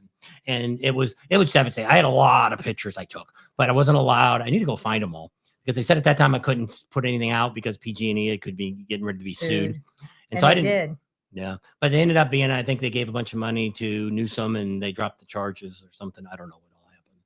That's what another political deal going on there. Karen said, did you hear that Grandpa, which I'm assuming she's talking about Biden, is going to give LA all the help they need, but there's no help for South Carolina. No, that's right. And I said the same thing. I think about that too, is all this help that's coming out for California, you know, and all this, but there really wasn't much going on for those people in, you know, North and South Carolina and Georgia and all that, where they all had the hurricanes. There's still people living in tents. And so it doesn't make a lot of sense. Tony said, why didn't they pump the water out of the ocean and put it in a reservoir? I said, what difference it makes that salt in it? Just get it out of the ocean. Well, one, they would have to, the fires along the coast, you could have done that. But the fire, where the water was running out of the meters in Palisades, it was too far from the ocean. But see, at that point, the Pacific Palisades next to the ocean in Pasadena, Altadena. No, but it's too far away. The Pacific Palisades. You couldn't run enough hose to get up into those hills. Not hose, but I mean, they could have.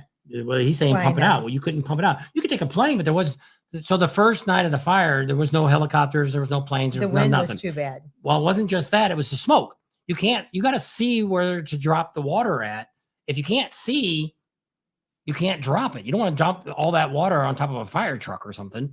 You can kill somebody if all that water comes down. Ron says there's no lithium in CA. Go figure. I heard, I mean, these are all rumors and conspiracy thoughts and blah, blah, blah. At the beginning, a few people said they thought the fires were started deliberately. Well, they did catch a couple people. Heard some rumors of that too. Another thing I heard, which is hearsay, I have no knowledge if it's right or not, but under Pacific Palisades, there's 2 big veins of lithium. Whether that's true or not, I don't know. But they acted like that was the reason. Well, I seen a video. It was a short that somebody put up, and they were fire victims, and they were on trying to get to go down and see their house the other morning, and they couldn't get down there. The police were down there. Well, they ended up talking to somebody that was down there. They couldn't get down to the end of the street, but they caught a guy that had a butane torch, and then they had another fire that was up in. Was that other fire? That guy was at the end. There was a hearse and Sunset, and that one fire where the guy was standing at the end of the street. At the end of the street, it was part of. Oh, it was the trail, Victorian Trail, and he couldn't get down there because they had somebody down there that they were questioning about fires. Well, I heard somebody say that there was a homeless person or somebody on a bike with a torch riding around. I don't know. That's the other funny thing that's going on right now. Where's all these homeless people that normally are down there? Now, they did catch one guy the other day. He was all burned up. About 80% of his body was walking down the street. I don't know where he came from. There's been a lot of other things that have been going on too, so you don't really know all. We're not going to go over there and deal with it. I still got my gas company badge and uniform and all that. We could probably get in there, but I'm not going to fool with it. I can see enough now with the helicopters and stuff flying over. You can go on to your KTLA, download their app and watch there. They got a great helicopter pilot, Chris, and he gets up and he's really good at, he even puts all the streets so you can see where they were all at and all this stuff. And it really shows a lot and pretty interesting. And that's what we do. I get up every morning and I kind of turn that on for a while, and they run the news pretty much all day long on there, but they show you their regular newscast and then they go local. That's what I've been praying for. I mean, I hope the fires subside very soon, but I hope it's a very dry spring, because if it's not, then you're going to have all the mudslides. It's going to be bad. And what's funny about this is they just had a fire in December in Malibu. So, and that's what they said. They tried to say there was people on call. Yeah, the people that normally are on call that have to work that weekend are on call. And there's crews that are on call, just like when I worked at the gas company. Yeah, people that was on call. But with the high winds and possible fire, did they call us and tell us that, hey, you need to be next to your phone, you might have to be called out? No. We have a calling system that they would call you if they needed you. And they kept going through it starts at the top of seniority list and goes all the way down to people at the very end, and to call you in for an emergency issue. And that does happen, but typically first day, no, because everything is so chaos in the first day. For us as utility people, we don't come out in the first day.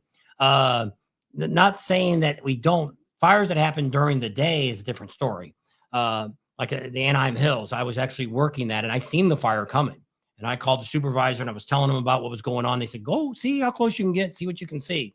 So I drove over there, went down, talked. I always love working fires, because the fire department actually came to us to ask us questions, because they don't know anything about natural gas. They think you can squirt water on it, it's going to put it out. Don't work. You got to kill the air.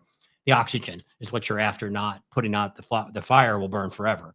So we go down there and I talk to them. They're like, oh yeah, it's coming over the hill. We're kind of concerned about it and all this. And then he kind of told us what's going on. So I called my boss, called him the same thing. And he said, well, keep an eye on it, keep us in touch. And I'm like, all right. So I go into a house and I'm working, and I come out. I think I was servicing a furnace. I think it must have been October or something. Working on somebody's furnace, came back out, and I could see the helicopters flying over now, the water ones. And I'm like, oh crap. So I called him, and there was already people evacuating. So I called my boss, and that's what I said. I said, well, is there anybody else up here working the area? And he's like, yeah, there's 2 other people. And they told me who they were, and they were younger kids. And I said, you need to get them out of here. There's people doing like 80 miles an hour in a 25-mile-an-hour zone. Trying to get out. Yeah. And I said, it's chaos. I said, I'll stay up here if you want to put me down as an emergency guy, and I'll go work with the fire department and all that kind of stuff. And I love that. I love doing that because I can make my decisions and I could tell them.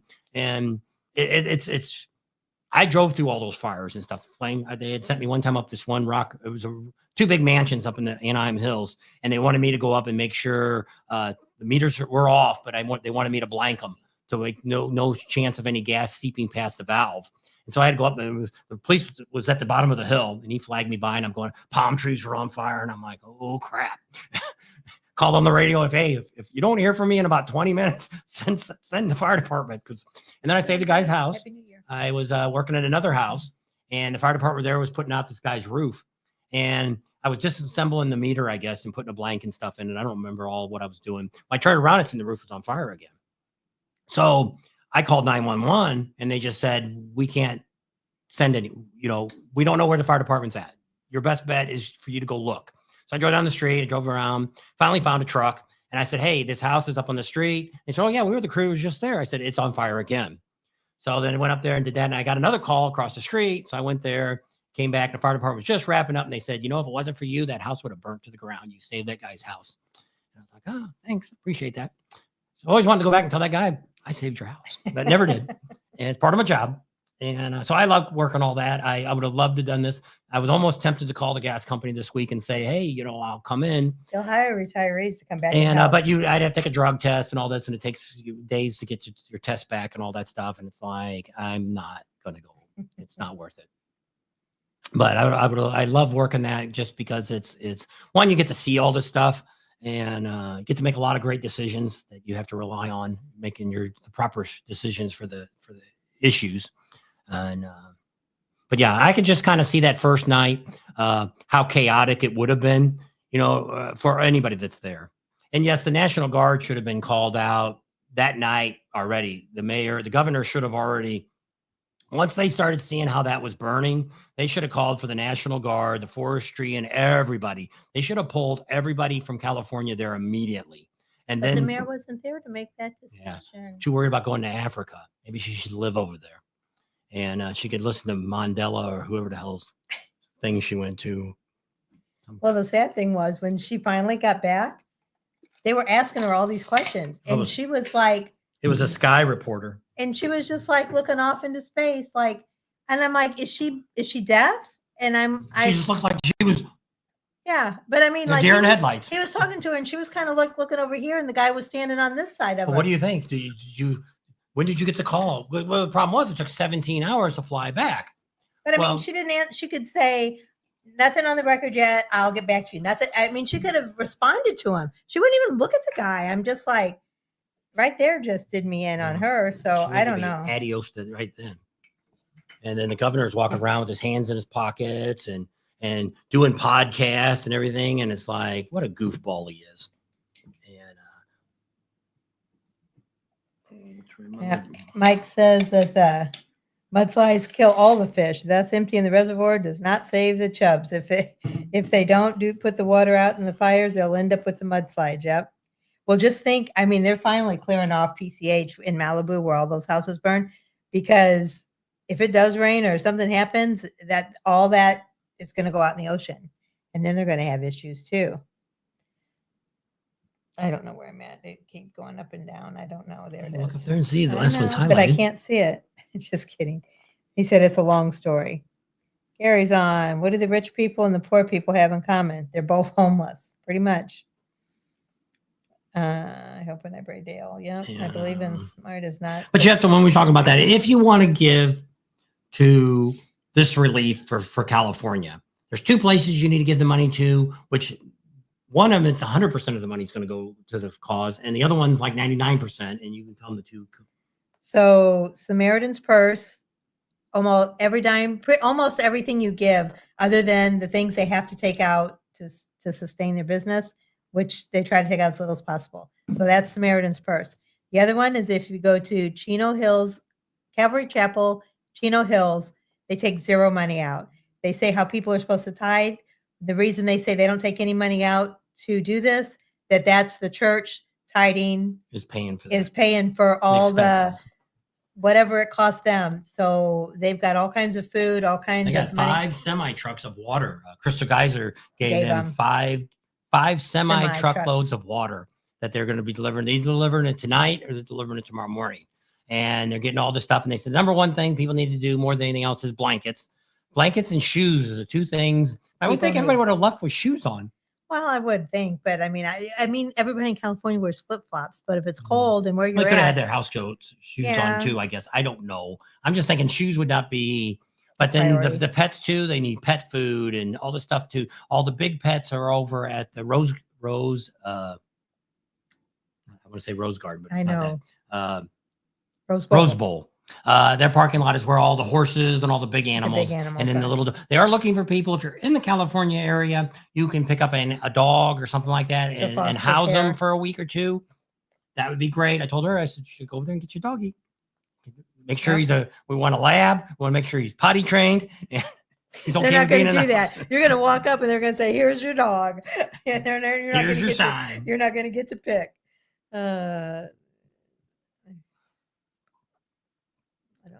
I know it's just crazy. And I do, our hearts are broken. I mean, it's hard to watch because it's like, we didn't live in Pacific Palisades, but we got evacuated 3 times. We got evacuated 3 times from fires in Orange Park. And then the last time we got within a block. And that's when I said, we're moving. We moved out to Corona, California. And our daughter was always afraid there. And it's like, there has to be a lot of houses burn up before it ever gets to us. See, what's bad about some of the houses there in Palisades or any of California, is there's still a lot of, like one of the houses we lived in, this house that we got evacuated from, it had a wood shingled roof. That's how I think they go up so fast. And so a lot of them might have had that. See, out here in Arizona, we have clay roofs. So you have a little less chance of sparks hitting it. But where the fire goes is in the vents that are in your attic. That's where the fire gets sucked in at. That the ashes will get sucked in there and catch the roof on. In Orange County, we had a subdivision. The same thing. The subdivision probably had a couple hundred houses in it, and probably 20 of them burned up. None of them were side by side, but the fire department said they all got sucked up into the vents.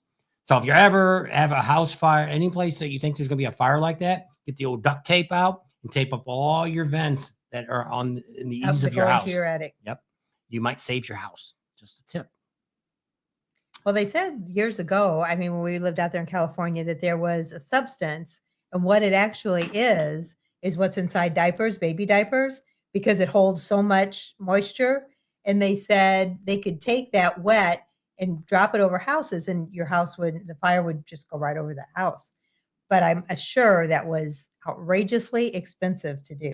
Well, just like the red stuff that they put in. Yeah. This time I've seen them doing it on the hills, but we have seen fires that they've dumped it on houses before. Just to try to stop fire retardant. And one of the up in east of, what's that town starts with an E? Where the fire was at? Pasadena, started with Eaton. Altadena? Yeah. It's an AL. So where that fire was at there was on one of the houses. There was like 6 houses. Well, the fire department got there and they hosed it down, and they said the reason they saved their houses so easily because they had cut the brush back.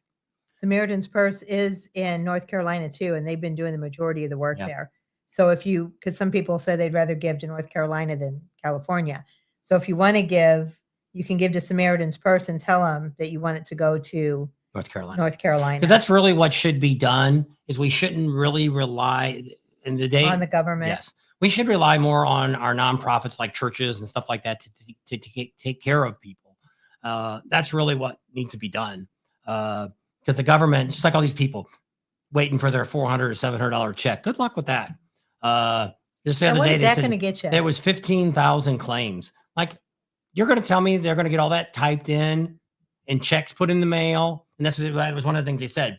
If your house burnt down right now, the first thing you need to do tomorrow morning is go to the post office, get a P.O. box, and have all your address changed. Because if you write for that check, where's it going to go? It's going to go to your burnt house. And you probably don't have a mailbox there no more. Probably the mailman ain't going to your street anymore. So it's just going to get thrown in a pile and it's just going to lay there. You'll never see it. And so that was the number one first thing they said was, there, I'll pull that up. You can talk a few minutes. Let me find that. So it was a lot of really good ideas. You give to Samaritan Purse, one of my mother's favorite organizations. Yes, they do a lot of good stuff. It's actually Franklin Graham that runs it, which is Billy Graham's son. But it's a good organization. And like I said, the majority of the money you give will go to the people in need, not the organization and their founders and stuff like So that. here's some helpful advice for fire victims. This was some from friends of theirs. Actions you should take. Number 1, get a P.O. box. Number 2, get a longer-term rental search. Include insurance on it so they pay directly for the rental. Find a nice place that you like. Just don't settle on something. You should be able to get a like property, so insurance should cover a nice place for you to live while you work through all this. You might be living there for up to 2 years, so choose wisely. 3, find a place to buy some sturdy boots and gloves and get some shovels, which I already said that one a while ago. 4, start looking on personal property lists. This is not fun at all. Be prepared to cry. We sure did. Write down the moment you remember. Keep a list on the phone or your pad of paper at all times, because you're going to be thinking all the time, oh, yeah, remember we had that extra TV. It was out in the garage. Oh, we had this. So keep something with you if you did that. As you buy things, tell the store owners your situation. Most stores will give you some level of discount as their way to helping you out. 7, let people do things for you. Do you have a friend that you can send to the store to buy you some basic clothes or comfort foods? Let them do it. They want to help, and you don't need to spend time doing these errands. He had the fun of shopping is gone. It's quickly because you don't want a new shirt. You want the one that you always like to wear, but now it's gone. The big list. Register at the shelters, Red Cross, and any other agency there in California, FEMA, etc. Most of the aid coming in will use these lists as points of contact and will help to ensure that you don't get left out. This will be especially important should FEMA be activated, which in my opinion is very likely, which they already are. These people lost a house that I'm reading. 2, call your homeowner or your rental insurance, depending on where you're at, to trigger lots of use. This typically will allow you to be in a like property for X number of years and sometimes has a dollar limit attached and sometimes not, like we do. We have something that in our insurance, I think it's like $30,000 that they'll pay for up until. So once that's gone, you're on your own. The coverage should also give you some immediate access to funds for essential clothes, toothbrush, food, etc. This will also get the ball rolling for the insurance claim on your home and rebuilding personal property dollars. Get a P.O. box and forward all mail to that box. Use this P.O. box as your mailing address on all forms you begin to fill out. 4, start searching for a long-term rental. Coordinate with your insurance company that I already kind of told that. Loss of use of money. Plan on renting for 1 to 2 years. 5, itemized list of belongings. This is very hard, but very necessary for your claim. Replacement cost should be what it would cost to replace not on sale from Pottery Barn. It should not be the price you paid if you had a 50% off coupon. Make sure you list everything, even if it's above and beyond your policy limit. This is a very important because everything above and beyond the policy limit is considered a loss and can be claimed as such on your taxes. Call all your utility companies and have everything frozen or canceled. Your electric, your gas, your TV, your phone service, newspaper, anything. Call the rest of your insurance points as needed, your car insurance, any specialty insurance, unique items, permits, an unfortunate necessity, debris removal as things wind down. As things wind down, it will be necessary to remove the debris. This requires a permit. This should be covered by your insurance, and we had to force the insurance, but we asked repeatedly. Erosion control. If you are on any of the hills or any slope property, you will need to put some sort of erosion control measures in place. Again, this will need some sort of permit. Temporary power pole trailer on site permit. Getting this earlier can prove helpful in both the rebuilding process. What that means is go ahead and file now to have a power pole put out there. So that way, if you do get a contractor, he's got power to be able to work. everybody else is going to be asking for the same thing. So get yours in early. Taxes, you'll be able to claim the monetary loss of the value of all your items minus what you receive from the insurance company. I'm unfamiliar with the exact laws, but I believe that we will be able to carry our losses 2 to 5 years and receive money, most of the money that we paid in taxes back as a nice large check. Network with others. You will learn so much from others as you go through the rebuilding process. We all have our strengths, so share yours and use others. The amount of time that you spend on rebuilding insurance recovery process is staging, so need to use your resources. There you go. So I don't know if we have anybody on our channel that actually has been affected by this. If you are, let us know. I can send this to you. You can go to the email. All you have to do is click off. Click that off and it'll come back up. All right. So you can, whoops. So if you want that, you need that, email us and I'll send that out. I didn't want to put it on our page just for the fact that it really doesn't have a whole lot to do with Bob and Tam's. But if you want any of those ideas, I mean, it's really a good thing to have anytime. Even if you were down in North Carolina, or if you have a fire at home, your house catches on fire, car was in the garage, water heater blew up, whatever. This would be good for any type of instance. Well, there was somebody on the news that in 2018, they lost their house.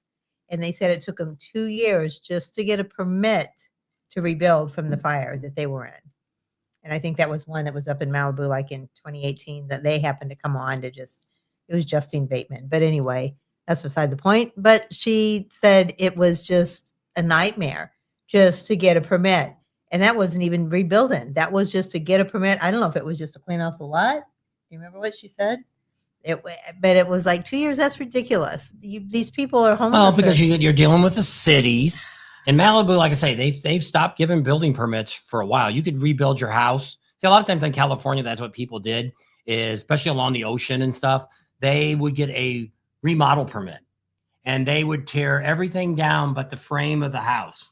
The walls would be all gone. The concrete would still be there. They'd have the pole, and they would build around all that and rebuild their house. And then that way they didn't have to get a construction loan to build a new home. But by the time you got done, they had a new home. Might have had about a dozen sticks of wood that were original and everything else had been replaced. But that was real big to see along the beach communities because it's just so hard. Beverly Hills too. Yeah. They would take an old house and then they would just gut everything, leave the four corners up basically and redo the whole house, but it wasn't a new construction. So it's chamomile tea and then I put cloves in it. It's your sleepy time tea. Yes, it is. Kind of early for sleepy time tea. Well, I'll be ready for bed then. Tim, you guys have no idea what a cluster mess they're about to encounter. Yep, yeah. It's crazy. Especially for California, because California is just screwed up to start with. If anybody lives there, if you've ever lived there, we never built a house. We owned a house while we were living in California. We rented several places. But it's trying to deal with government. Well, even here in Arizona, it's nowadays trying to get building permits or getting permits and getting things done. The shop, we were really lucky with building because the Arizona Steel had already had a good connection with the city and they were just bang, bang, bang. They knew, they didn't spend a lot of time nitpicking everything. When I had this, we have a patio cover, the whole length of the house behind us. And when we got that built, the guy hadn't finished the lower part here. It's just got plywood. And the guy came and said, "Oh, you got one of those kind of houses." And he's like, "Oh, you got gaps in the plywood." And he's like, "We're going to put shingles on the roof too.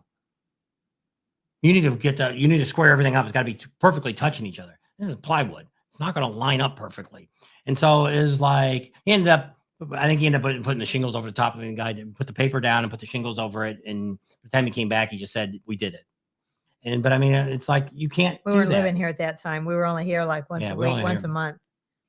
When we first bought the house, so we didn't have a whole lot. But over at the shop, didn't really have too much trouble. The guy that put my second tank in, it kind of went like clockwork. Electric was a little bit of an issue getting us to get the electric in. I wanted to just we had an RV pedestal is what I had approved for, and then somebody else told me just get an outlet put at the bottom of the pole, and that way you don't have to because we couldn't get a box. That was a problem. Couldn't get an electrical box, and so when I tried to change it. The clerk said no problem, but then when the inspector came out and said no, you gotta have that box. You put that down. You gotta put that down. Said. So then we had to go out there and dig the damn thing. Yeah. put it in. Chip says when they built out their building outside of Temecula, there was a guy in TYVEC suit that crawled all over the whole 2.5 acres with a magnifying glass looking for rat poop. Hey, I'm ready for sleepy time T2. There you go, Skippy. Hughead Bill said he lived in Canada and the politics in California blows me away, the narrow-minded government there. Yeah, I saw somebody, they were trying to ask Canadians how they thought about becoming the 51st state. And the one guy said, well, instead of doing that, why don't you just give us California, Oregon, and Washington? And I'm thinking, take them. There would be a big pain out of our side here in the States. Had to do that before they broke ground to build. That's crazy. I know it's so weird because you go some places and sometimes I think it's even just the inspector. Some are just like nitpicky and others are just like, it's, good to go. Because I think when they came and did the septic inspection, I mean, it's good.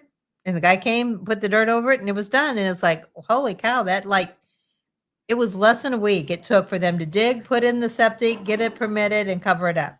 Less than a week. 3 days. It was just crazy. American used tar and feather to politicians when they tried to enact in 2% tax. And somebody I think it was Pastor Jack said that if this was back in the 1700s when our country was first founded, and some of the things the mayor and the governor did in California, they would have been immediately removed from office and hung. But nowadays, it's, hey, that's cool. They'll cover it all up. The governor called for a special investigation. But sure? Even if he had a special investigation, if they ended up saying it was his fault, he's never going to tell you that because the special investigator is going to have to come to him and sign a disclosure list that he can't talk about it. So, I know it's crazy. And but yeah, but the problem with this is this is a high fire danger. And they know that. But we pretty much have that most of the year. Throughout California, we have in Arizona. We got a fire, I think, out in Arizona here, someplace out by Phoenix or something. There's some kind of wildfire. It's been going for a while. And so they're not going to, which I said before, they should have they should have been more prepared, but that's prepared every day for an emergency. It's kind of like us at the gas company. When I worked at the gas company, every day we talked about earthquakes because the Northridge, up until this, the Northridge was probably the last biggest devastation that happened to California. Out of all the things that's happened, the Northridge was always the worst. Now this is the worst. So but as gas employees, we were taught we were available. But the problem is, just like us at the gas company, there's about, 2,000 of us in the field, all different jobs. So we could all be called out. If I was on the gas company, I would have probably been called out sometime during that effect. Because that's you knew to be on call. But see, with these firemen, I don't think there was enough firemen. That was the problem that they had. They don't have enough equipment. Then we find out that over in where's that place in Russia? Ukraine? Yeah. That they sent a bunch of all the older fire equipment they sent over there. What the hell are they sending it over there for? By the time they put it on a slow boat, the war will be over. And so it's like, I don't know. I'm waiting for a pair of jeans that I ordered from Walmart that's coming from China 2 months ago. And it still says it's sitting in the port waiting to be shipped over here. I'm like, if I could cancel it, I'd cancel it. But I don't see any place to say I can cancel it. Shorted from Walmart. Thought it was going to come from Walmart, but it's on a slow boat from China. Now it's in the port. It's a Walmart affiliate. Yeah. You got to really watch that now. If you go to Walmart.com and try to buy something. And same thing. It's like her stick that she always uses. She broke two. We've had two break now. So now they don't really even make it anymore. It's like $85 for the stick. And I'm like, I'm not paying that. So I bought a cheap one and I don't like it. So I ended up buying two off of eBay. The first one came not too bad. It's fine. It'll work. I got it for, under $40. Well, the second one I got was at $40 and it's broke. And then he asked for shipping. like $16 shipping. Yeah. And so total price was around $40 with the shipping and all. But I'm like, so far the guys hasn't wrote me back. But we got it on Friday. I took a picture as soon as it got there and said, this is broke. And I didn't get into a long story because I was going to tell the guy I got a broken one just like it in the back seat of the truck. Because that's the typical thing with it is it broke its seam. It's on a ball and socket. It's all plastic. Where the problem is you get that tight and then you try to turn the camera, it snaps the back of it and breaks it because it's plastic. So far the guy hasn't wrote me back yet. So I'm giving him until Monday tomorrow to write me before I write back to PayPal and say, this wasn't listed that it was broke. It's, the guys and what he did is he stuck it on there. So what you did, I can put it back on there and tighten it up, but it won't stay still. Well, you have to keep it still or the camera will flop around once you put the camera weight on it. So, but when it got in the package, the guy had it all packed really nice. I think it was in one piece and I don't think he knew it was broke. But now another one, I just ordered the other one from the other guy. And I wrote that guy and said, I sent him the picture of the broken ball joint. And I said, you don't have this same break. I just ordered one and it came in this way. He says, nope, mine's in good shape. Not broke at all. I'm like, all right. The only one, the broken one came in, said it didn't have the handle thing like that you could put around your wrist. So yeah. You wouldn't drop lanyard. It didn't have that, which I'm okay with that. We got extra of those because they wear out. And we don't usually use that anyway for the stick. 10 minutes. 10 minutes left? Yeah. Holy Jennifer Jupiter. We're just zipping along. Can you imagine all the coast, the ship, all that over here? Yeah. And it's just, that's what I said. It's unfortunate, but it's got to boost the economy in California because these people have no clothes, they have nothing. It's like they have to go out and buy everything. So, I mean, if you're going to say any silver lining to this is that it should boost the economy because everybody's going to have to buy new stuff. Well, the thing that I learned, like I say, we've been evacuated 3 times when we lived in California.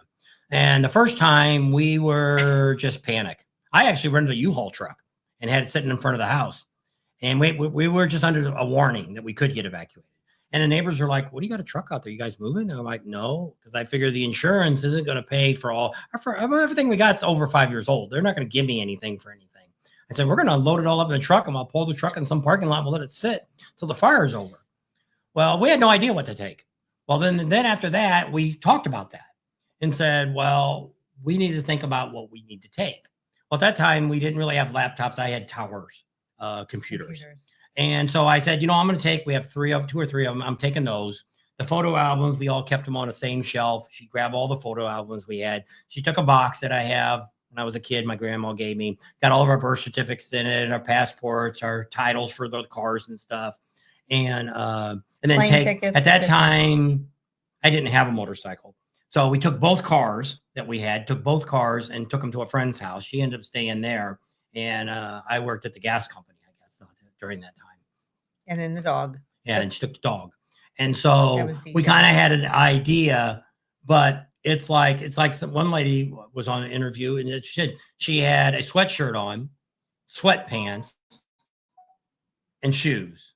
And she said, that's all we have. And the little kid had a stuffed animal. And that's the only, and they had this little kid on the radio, on TV talking about his house burning down and all this stuff. And he goes, but I still do got this. And it was one of his toys, a stuffed animal. And so I guess you don't really think about that. That normally you get a somewhat of a warning, just like the 3 times we were first 2, we never had to evacuate. The last times when we had to get evacuated. And so you had a little bit of time. They didn't tell you that, hey, you got to go now. Well, you're watching the news. You got to pay attention to what's going on and see what's happening. Me, I was at work when she got evacuated. It was on a Sunday night and I worked 1 to 9, 1 in the afternoon to 9 at night at the gas company. So I wasn't working the fires that night. I was an emergency call. So I was working non-fire areas. And when she called me and said, we're being evacuated, that's when I called my dispatch and said, I got to go. And then they called back and said, just take the company truck. Don't go back and get your car and go, just take your truck and just go. And so I did. And so we loaded a bunch of stuff on the back of my truck. And we took it over to one of our friends' house. And Michael, if you've ever seen him on our channel, he came last year to Sturgis with his 2 boys. And did some pictures and they went out to Topless Tuesday and all that.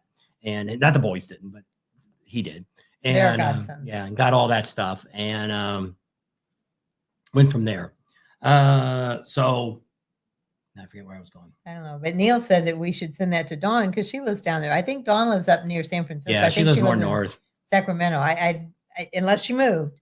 Last I knew, I think she lives more up north. I don't think she's in the fire area. Yeah, because a lot of people, our daughter's down in Huntington Beach. We've had all these people been calling us, asked about our daughter. She's a long ways away from it. Redondo Beach has to burn down. Manhattan Beach. Where's the Harley dealer at? Long Beach, Marina Del Rey. Marina Del Rey's got to burn down. They're not. It's not really even. It's only in the touching of Santa Monica. It kind of went around a little bit to the 405 area and burned a little bit there at that end. Sunsets all the way up to the top of the 405 there. It's all burned up. Mulholland Drive, where the Stonehouse gas station is. A lot of people going to eat at. That is, wait, you see how loud I am? No, they want to know why you had headphones on and I don't. She don't want to mess her hair. That's right. I look like a goon. I don't look like a goon. So mainly I can hear myself. I can hear her too. That way, you know, if you're loud enough. We got a new mixer board we bought a while back to do lives, make it sound better.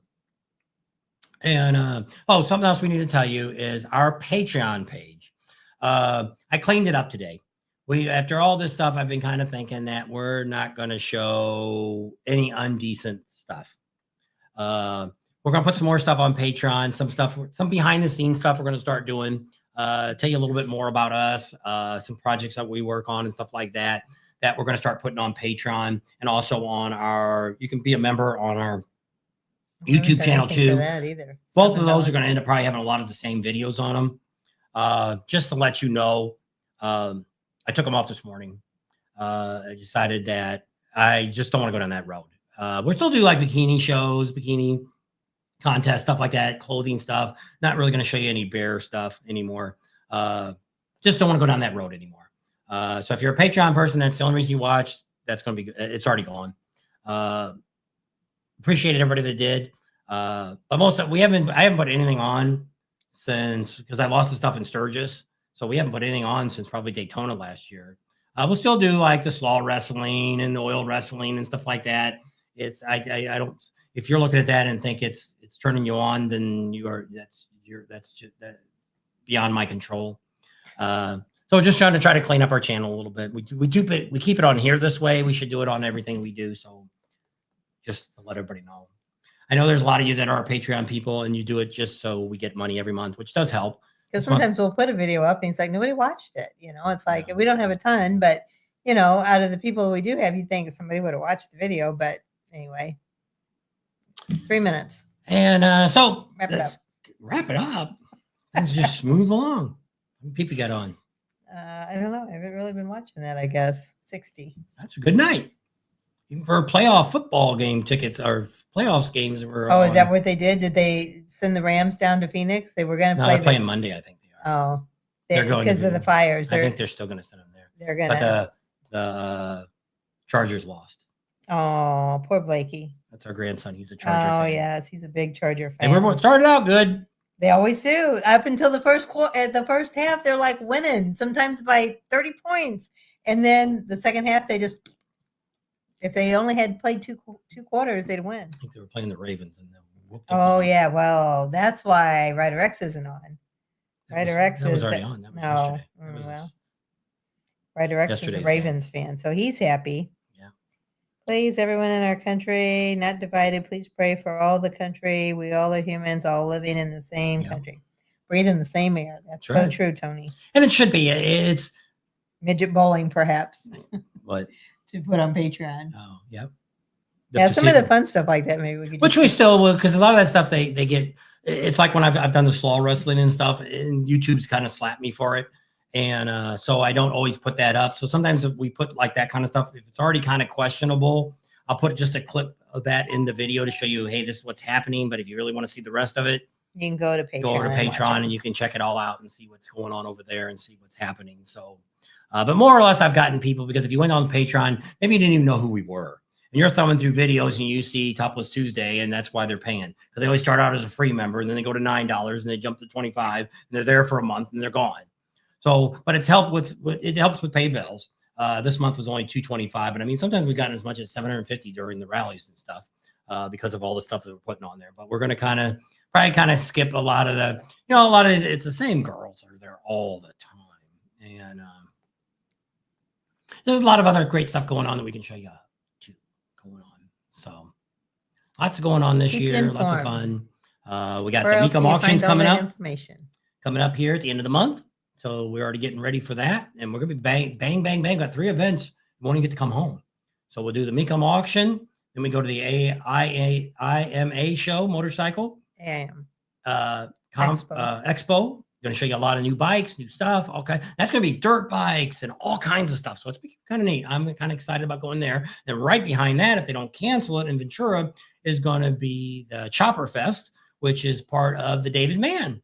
They do it on Sunday. So we'll be there on Sunday and then we'll come back home on Monday. So we're gone about 3 weekends. No, we'll be home Tuesday. Oh, yeah. You got a doctor appointment. Oh, I go to the doctor.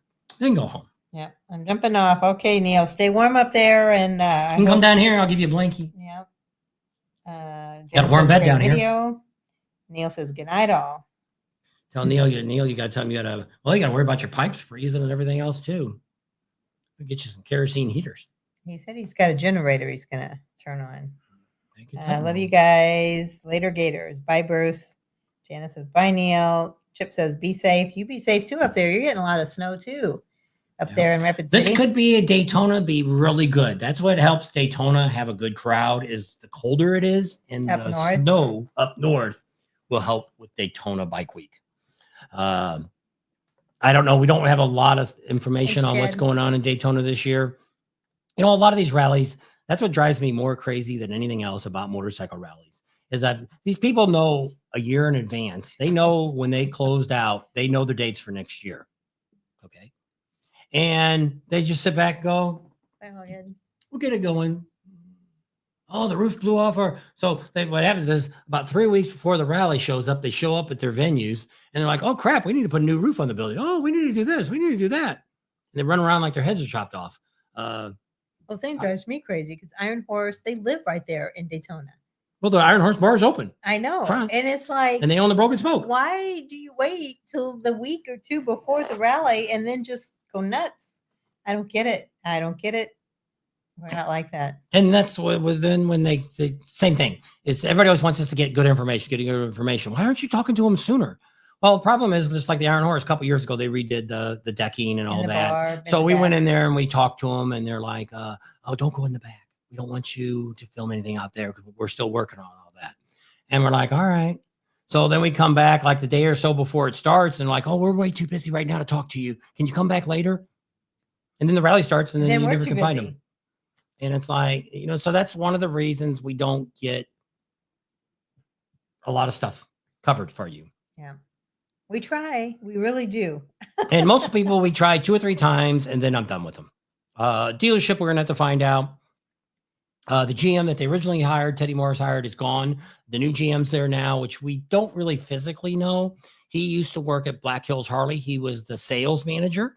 He's now the GM of Teddy Morris's. We'll give him a call here soon and try to chat with him a little bit on the phone. We'll have to call Mike. Mike's the one that was supposed to get us in touch with him. And Mike's from Black Hills Harley. And so we'll see if we get all that straightened out to where at least we can have some kind of connection, because when we left pretty much last year, we were pretty much done with the inside of Teddy Morris's. Teddy Morris himself is a great guy, but he lets the people that run the show take care of the dealership. And they weren't a huge organization. I mean, they weren't the marketing person, which is who our main contact was going to be there, was just useless. Wasn't going to do anything for us.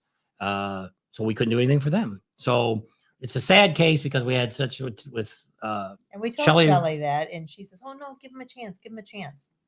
Well, we can only do so much, and when you get hit in a brick wall, I mean, you can't go much further than that, you know.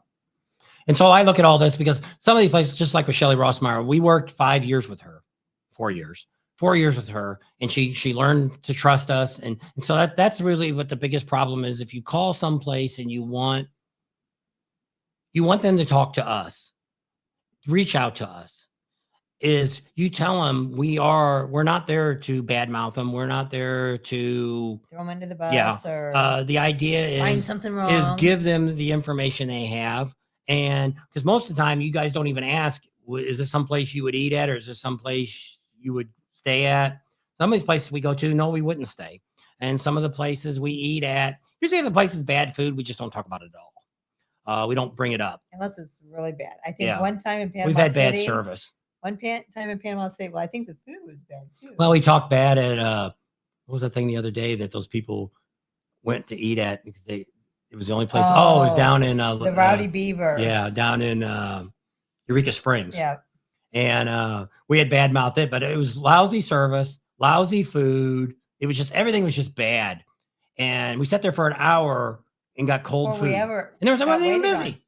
There was 3 people that got seated after us that ate and left before they even took our order. And they kept saying, we'll be right with you. We'll be right with you. And they just kept running past us. I mean, we were right outside the kitchen. So it's not like they couldn't see us. It's not like we were in the corner. It was just bad altogether. And that's what he said. I don't know if it's, and normally we do that. If we're going to say something about somebody like that, that's usually what we pretty much say. You know, this is the place we went to. Here's our circumstance. Here's what happened. We would recommend not going there. That we're never coming back again. But if you go there and you see it differently, contact us and let us know. So these people did go there. It ended up being the service was good, but the food sucked. Yes. And so, but it was the only thing that was open that late. It was during the week before the rally started. We were talking to them down at the Cat House, and the lady kept saying, "I'm she wouldn't hungry. eat it. I want to go eat." She didn't like the Cat House food, which I'm okay with that. I thought so too. But anyway, I think she wanted to go there, have a few drinks, and then go someplace else and eat. I think that was their plan. But we just kept talking. But the whole town pretty much closes up by 7 or 8 o'clock during the week before the rally starts. And the guys were like, "Nope, Bob Tam said, don't go there. We ain't going there." And I said, "Go try it. Maybe we just had a." And she called back the next day and said, "It didn't. It was the same thing." So the waitress was okay, but the food was just horrible. So normally we don't, because sometimes we do. We've gotten, you go someplace and CVMA says he's always had a good experience at the Rowdy Beaver. He kept calling it the Angry Beaver. Have you guys tried down under in Daytona? No. Let's try it. There's the pump house we tried this last time we went or the time before. And it was really good. That's the place across the street from the chicken place down there on Granada that's got real good barbecue. Oh. And it looks like an old gas station. Yeah. And then the chicken place, that's a really good place. But last time we went there, I think you got chicken and I didn't because they were out of the fried chicken, which kind of crazy they're well known for chicken. But anyway, and then that Steve's Diner, we eat there a lot. I don't know. There's a lot of good places down there. And then there's a few places that people tell us about that we haven't been to yet, I'm sure either. Tim Wright says, well, Sturgis had good food and service, but extremely expensive. I don't know. We get into that too. If you take the cost of what they normally charge, and they only raise it like $3 or $4. And that's not a whole lot more. And then, like I said, even the places we go to, like even to Perkins, if we both get our own meal, we're still close to $40, $50. And I usually don't get a drink. He's been trying to drink more water, much more water. But anyway, it's expensive everywhere. And for a big event, it just depends. Like which they're not open anymore. But in Sturgis used to be that steakhouse. It was the exit past kickstands. I can't think what's that road called. It's the same thing. It's called this Sturgis that steakhouse. We ate it that one time, and then we went back and they raised the prices during the rally. Elk Creek Steakhouse. And if we went there before the rally, with Art was with us, and we ate there, and it was okay. And then we come back we had Kelly with us. And there was somebody we had met there, and we all went down there, and they had a different menu, and it had gone up. Like the steak was like $20. They wanted $40 for the same steak. It's like, no, we're not eating here. I'm not paying $40 for a $10 steak. $20 is already too much for it the last time. And so there I can see the difference. But when we were looking at like the Knuckle, for instance, in most of the places, they're normally $15 for a hamburger and fries. And they were $18.95 for a hamburger and fries. And I'm like, I'm okay with that. I don't have a problem. I mean, heck, McDonald's, a Big Mac meal now is like $15 or $16. And that's McDonald's. That's fast food. So, and but I mean, there was, hey, Lisa. I think, how many days? One-Eye Jacks and also the Full Throttle Saloon. They had some really expensive meals. I think their hamburger and hot dog was like 25 or 30 bucks for a hamburger and a hot dog. And I don't think it even included the side with it. And which that is a little expensive, but they look at, like, one guy was complaining about it on Facebook, and I'm like, then why didn't you eat before you went, or leave and go someplace else, come back if that's what you want to do? And he's like, oh, my buddy's diabetic, so he had to eat it, so I ate with him. And I'm like, well, then that's your fault. You guys should have ate. If he's a diabetic, he should have ate before he got there. And it's like, there's many good places in Sturgis, and it's like any of these rallies. If you're going to get off the vendor truck, yeah, you're going to pay a whole lot. But over there at Destination Daytona, we go to the barbecue place up front, and it's not too bad a price. Yeah. They're at Colt's Barbecue. Yeah. That's not bad price. The restaurant next door is not too awfully bad. What's that? Hooligans, not too awful bad. I don't think they really raise their prices during the rally. But I mean, Daytona and stuff has got so many regular restaurants that they have regular prices, that it's not crazy. Sturgis, you are kind of stuck. You know, there's only so many places in Sturgis you can eat. But I mean, you can go down to the Vets Club. They always have a dinner special going on. They got hamburgers and hot dogs that aren't too cheap during the day. Don't forget. Yep, you can go out there where Neil's always liking. That's getting expensive, though. They've raised their prices last year quite a bit.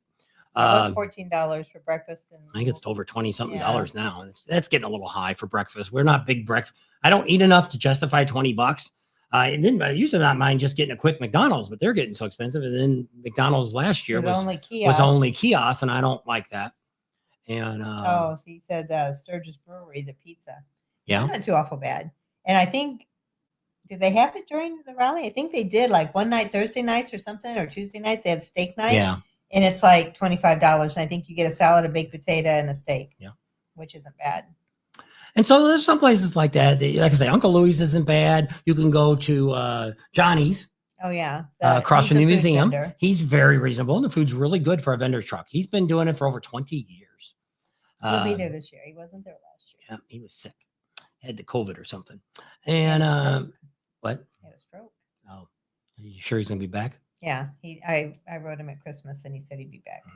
So he's got great food there. And there's, like I say, if you look around, there's good places you can get decent food at. Even at the Buffalo Chip, you can go down there and get $1 hot dogs and $1 beers down there before the concert starts. Watering hole. Yep, before 5 o'clock, all day long from 9 to 5. They got hot dogs and beer, $1 each. So even at the Buffalo Chip, there's cheap things. So you just got to kind of look around and, and it is, but I mean, when we go out to eat, we kind of look at that now. It's like $20 to go get a decent food. Heck, you're going to pay that almost like going to McDonald's. So you might as well go someplace and sit down and have a better food, hopefully. Well, we found out, I guess, by our daughter's house, there's I think it's a Lone Star or Longhorn, one of those two. But if you go Monday through Friday for lunch, you get this big old fat, juicy hamburger and a fry for $9.99. Oh, the other place I was thinking of is the Pizza Ranch. Oh, yeah. She didn't raise the prices, so it was like, it was 18, 17, 15, 95 or something. Like that. And then if you can eat. Senior night, they got 2 days a week. I think it's senior time, and you Monday or Wednesdays and Sunday afternoon, something like that. And you get a bit cheaper yet. So you go actually there if you pace yourself right, like what's his name? Scooter Tramp Scotty. Yep, Scooter Tramp Scotty eats there once a day. He gets there about 2 o'clock and stays there till 4 o'clock and eats, and that's just one meal a day is all he gets. And and you could do that. The Silver Diner. That includes the drink. That Silver Diner in PCH that we went to. Remember that? It was the All-American Diner or something like that. Yeah, that was a good place. They need an In-N-Out. Yeah. I think the farthest west In-N-Out goes is Texas, isn't it? Didn't they build one in Texas? Past my bedtime, Janice says. Thanks, Bob and Tam. Enjoy spending the evening with y'all. You're welcome. Love you too, Janice. But there's a lot of really, like I say, you just gotta. We see more, and Dairy Queen isn't. Well, Dairy Queen's kind of stupid with their ice cream. No, they weren't stupid there with the ice cream. Yes. Oh, was it? That was in Sturgis. That I wrote them a big, because I'm one of their little members. Whatever, I got their app and all this stuff, and so we went there, and I had some difficulties, and they wrote me on my email, and they said, "How was your last visit to our Dairy Queen?" Well, let me tell you. I said, "You want to know? Let me tell you how it was." Well, they gave you the ice cream with your meal. Oh, before I barely got done ordering, I was paying, and they're like, "Here's your ice cream." They hadn't even got the hamburgers. I'm like, I want my ice cream after. And so then the next time I went, they said, "Okay, well, we can do that." And then we went the third time, and they said, "We don't do that." And I'm like, "Where's the manager?" And boy, this lady whipped her head around, and she said, "It comes with ice cream. It doesn't come after." And I was just like, and we told everybody on YouTube. Yep. We told you about that. Just like the kiosks over there at McDonald's. Yeah. You know, it's. Hi, Chip. They're all signing off. They're tired. All right. So I guess we'll wrap her up. How many people we still got on? 48. Getting down to normal. Yep. All right. So I guess we'll end up our great Sunday show Night today. Live. Thanks for coming out here. You can play your little music. Yep. Start doing your thing. We love hanging out with you guys. We love all you guys. We thank you for your support and everything that you guys do. And we pray for anybody that's in California. If you know anybody that's out there and all that devastation, I pray that it ends soon, the winds die down, and that there's a very, very dry spring. So thanks for hanging out with us today. Subscribe to our channel if you haven't already. Share us with your family and friends. Give us a big thumbs up. Ring that bell for notifications, and we'll see you on the next video. Love y'all. Bye-bye.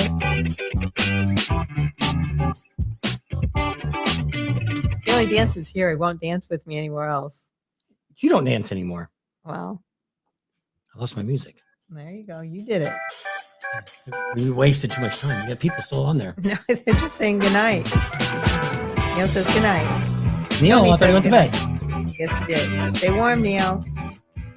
39 and it's raining. But it's so dark I can't see it. Didn't you just hear it?